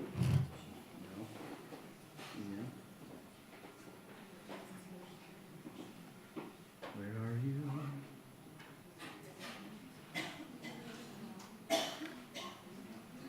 From here to here. All of this stuff. But those swimming pools and the Here. skate park, oh, okay. Here. Okay. Because at the meantime we have an extension of the perimeter area. So as a dreamers, we try to make some big scale because the others are all very small and very sometimes the most of them temporary and most short term and interventions, but as a dreamers, and once we heard that the UNESCO perimeter was extended, we took all of this here. Here we can swim finally, and skating, we hope, because those are historic gardens with some restrictions, but if we are doing floating structures, not permanent. Le cascine? No, le cascine sono qua. Però vi ho fatto vedere anche un intervento delle cascine. Cascine is here. Here is the here. Okay. Yes. I just have two questions to understand the project, which is very. No, it's not a project, it's proposals. It is a kind of empirical... In my book, a proposal is a project. Yes, of course. Anyway, I just wanted to understand, because it was very interesting. So these parks, these areas, are already areas that are existing? Existing, all of them. So they're existing? No, existing the area. Yeah, well, the green there, is that... Here, is that a terrain vague? Is that a vacant area that you're going to be building a park that is responsive to the water, or are you creating a new park? Is that infilling? No, everything is existing. We're trying to make quality and to put some facilities, of course, and create... So that space already exists? Exists. Okay, nothing is created? No. Okay. No. No, because we don't... I mean, Florence is a difficult city to create new things. Yeah, because some of the stuff that some of the things you showed look like you were infilling part of the river. That's why I'm asking. Because it seemed that some of the width of the river was being narrowed. So that means that... It is narrow, but it's not, I mean, we can find that part of the river is not narrow, and that part of the river, there is no constructions in that park. Okay, so you're not narrowing the river. No, we have, as you can see, this part is the buildings. All of this stuff is an empty area. Okay, I was just meaning the green along the river. Yes, the small pathway that you see at the beginning, it's here. Okay. Okay. Okay, thank you. But the mayor and of course the people from the Office of the Urbanism in Florence, they asked us to make proposal. Probably for short time. I mean, for a season, you can create. If you have little space, don't create huge interventions. Of course, this is not permitted, and also it's not acceptable because this kind of river, it seems an easy river, but it's not a river actually. It's a torrente. How we can say torrente? Stream sometimes. So it is a difficult river to deal with. And the engineers asked us to be very much careful about this. Okay. We need a strong engineering works to create better conditions. Okay. Thank you. Just a curiosity. Do you have any river contract for the Arno River? Yes, we have a lot of river contracts, but not for the river Arno. Okay. We deal with river contracts with the small streams, other rivers all over the Tuscany region, but with river Arno not yet, because as I told you, it's a difficult river. And a lot of political and administration issues behind. But we are glad, and in the very next future, and after the last adoption of the structural and sitting plan, that is going to be very, I mean, is under observation anyway, and they did a specific plan for the river, and especially for this part of the city. The historic, I define heritage riverfront, okay? So, I mean, we have a lot of good spirit to face very quickly, I hope, new conditions and new proposals and so on. Thank you. And I have another curiosity about citizens. Because you have put in place many proposals, but I am wondering what the people may Absolutely. I mean, all of such proposals I published and I saw to the mayor and the office of urbanism to help them to prepare the new city plan. But I didn't have any. Even I've talked about engagement of people at my vision, but this kind of is an empirical research proposal. So I tried first to make experiment, but I didn't call people to talk and to deal with, because I would like that such proposals, they are going to be in an official way and to be into the formally into the city planning and the regulation plan of Florence, into the action plan anyway. Okay? In such case, of course, making new proposals with new master planning issues and parameters, so we can deal with the people, what the people need. But the people, as I told, it is not easy to convince people to deal with the river. That's what I'm saying. The people, they don't like to go through the river. I would like to go even in such a way, and they said, "Don't be careful, don't go, don't." I mean, it's a kind of traumatic thing. I didn't was in 1966, so I saw in the pictures, but I mean, it was a very bad experience, I think, and you Italians, of course, you know, you are here in this room. You've heard about this, and you know about what happened in Florence and what, I mean, at that time. But still, we are not trying to make simple engineering works that can help. This is the first thing.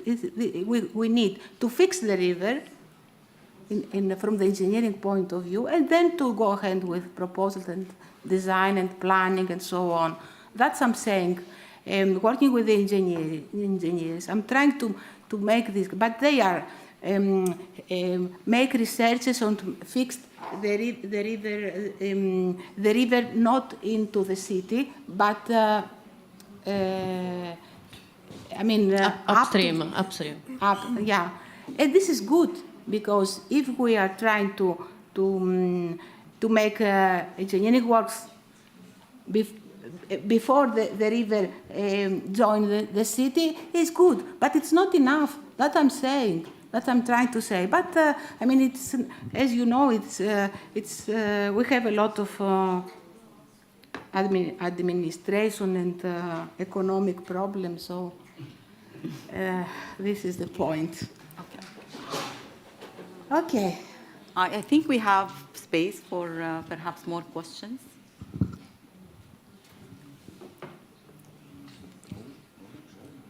Yeah, there's one. Actually, my question is not specifically for Dimitra, but all the colleagues in this room.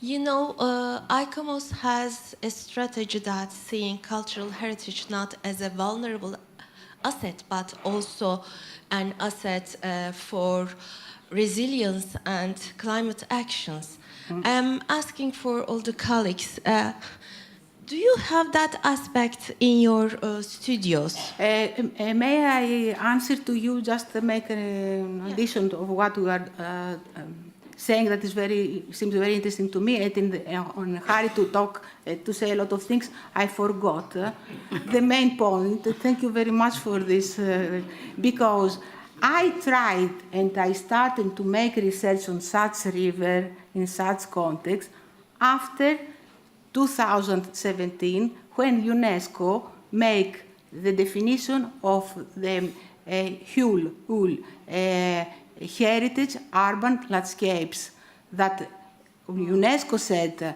we have to define context according to their natural resources, to their historical value, but we need to transform them finally. Because, you know, not to protect, but also to transform for the well-being and also for the quality of the context. So I started to deal with, again, with waterfronts, and I changed from historic to heritage, that's because I have this suggestion from the UNESCO definition, 2017, and also the first ICOMOS and UNESCO Convention of 2011, and a lot of such important things. I'm sorry I didn't say, because, you know, the time is this that we have. But absolutely yes. I mean, it's essential to make the conceptualization of transformation of a context according to what UNESCO and ICOMOS suggests to us. I'm also part of ICOMOS, UNESCO and ICOMOS, Italy and Greece, both. I'm in both, and I have to come back actually next month, by the end of June, here in Coimbra, to take part to another conference, ICOMOS conference, that we need to talk about finally about historic centers, because I'm also part, I have membership of ICOMOS CV, that it means protection and transformation of historic centers. That we already prepared a kind of regulations to be adopted all over the world. And next June, and Maria Rita, yes, I'm hoping to also to we are invited to talk about and to define better, because we need this kind, especially if we have to deal with heritage context. Yes, I asked before because for another. Okay. Okay, I asked because another project we have searched for the courses and studios which are dealing with cultural heritage and climate change, and we find out that this aspect, seeing cultural heritage as not only as a source for climate actions, usually are the missing part in those courses and studios. So that's why I want to underline this aspect and asking you, do you deal with those issues? Yes, absolutely. During Thank you. Our courses, I think in university, also in the Architecture School of Florence, we have prepared our students with specific course and about all of these heritage issues that are very important, especially for the designers and the projectisti, the designers of the future. Absolutely, yes. Thank you. Thank you. Thank you. I also wanted to make a comment. Yes, please. Diana, because I think you brought here, but not just you, because Germaine also brought this to the table to talk about some kind of subjectivity of some emotional, in your case, well-being, which is very subjective thematic. Subjective? Scientifically speaking. No? Yes. It is objective and subjective. And subjective, yes. There are two well-being. Yes. I'm into the subjective. Yes, and I find it very important. I think the one thing that I've been learning with this program is the how do you say inconstancia?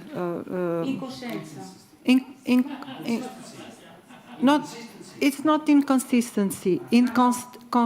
Not constant. It's the balanced, as you yes, the instability of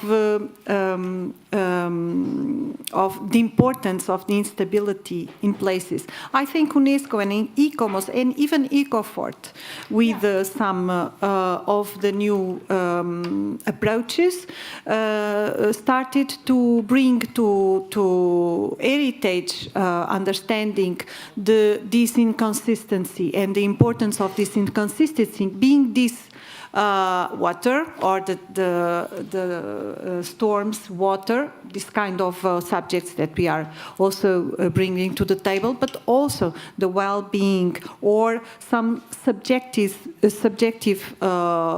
matters that are not totally described in scientific ways. And in this way, I'm also learning with the bunker project the importance of this, the importance about this subjective meanings into heritage. Yes. And so I also thank you a lot about this example, because of course Florence for everybody it's a static place. No. No, Florence. Not anymore. I would like to thank you for this opportunity today, and not today, and also last year we have this beautiful workshop with the bunkers. Yes. And we're talking a lot about heritage. I think that is important. Of course, on the other hand, talking about what Giampiero trying to do, it is also very valuable. Okay. Yes, a lesson also. Yes. And I appreciate very much also the innovative thinking of architecture and technology and innovation in the design, of course, absolutely, yes. But also here, we're trying to make some innovative points, putting some innovative things and smart things anyway. I don't like anymore talking about sustainability, smart city. I would like to find another words to make something, to say the same thing, but in a different way, much more consciously, I think. This is my open. I'm saying my thinking and loudly. Sorry about this. Yes, me too.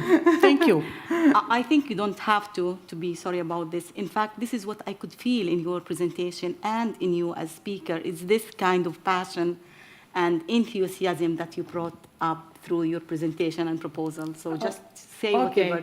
You don't have to care.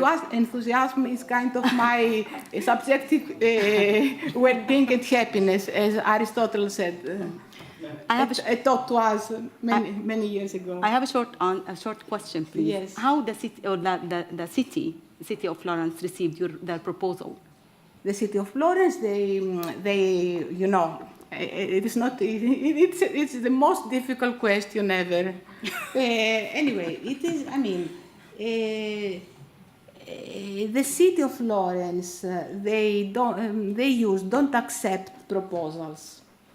They accept discussions, and as we are under all of this kind of new wave of planning efforts, because we are into the new city planning, they trying to apply what we in the past, we researchers, we in the past trying to talk to them, and they try to put some important points as the specific action plan of the central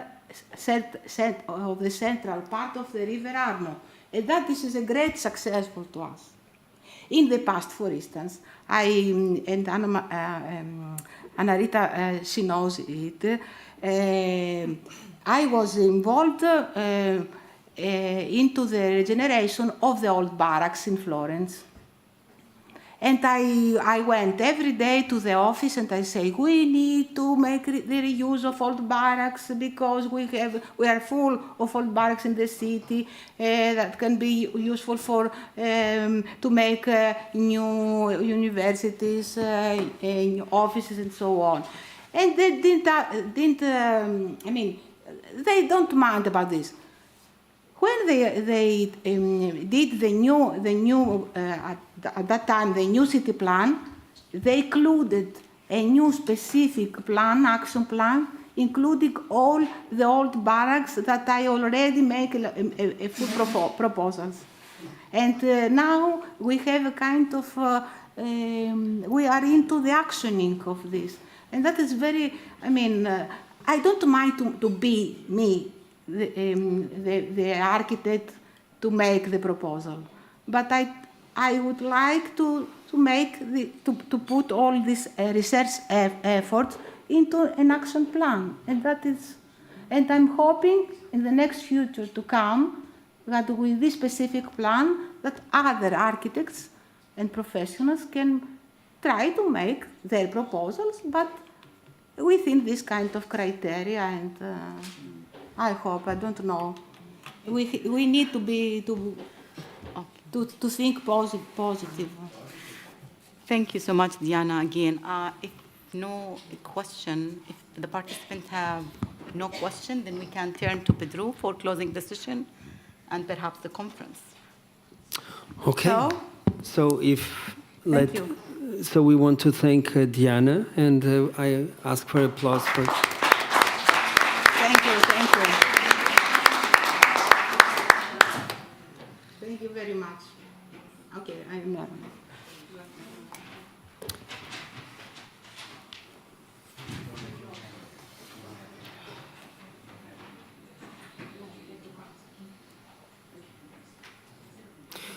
Okay, so we can close the 3-day conference. This has been a bit of a marathon. I hope this has been stimulating, and that gave you many ideas considering what you have to do for the coming weeks. Before we started, I used the expression brain massage, that the conference would be a brain massage for each participant to develop the work for the coming weeks. So I hope this was successful. At least on my behalf, it was extremely successful. So I'm really pleased with most of the speakers and all the contributions we had throughout the 3 days. I don't know if you have further questions. This would be the time. Or if we can just close the session and say enjoy the weekend. Nevertheless, on Monday, we will start at CCB. So the sessions here are closed. We're not coming back to this building, except if you want to come and see an exhibition or enjoy the gardens. But we're done here. CCB, where you know, and we will keep up with the same schedule. And I would kindly ask you to get there on time on Monday, because we will distribute tasks. We will explain what are the needs and how we will create this framework of the 5 design projects that we have for each of the 5 cities.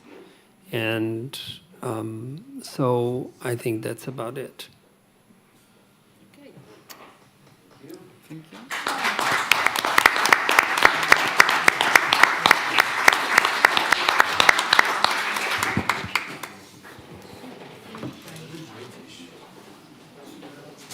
Better than British, huh? I can see the guys smiling. Okay.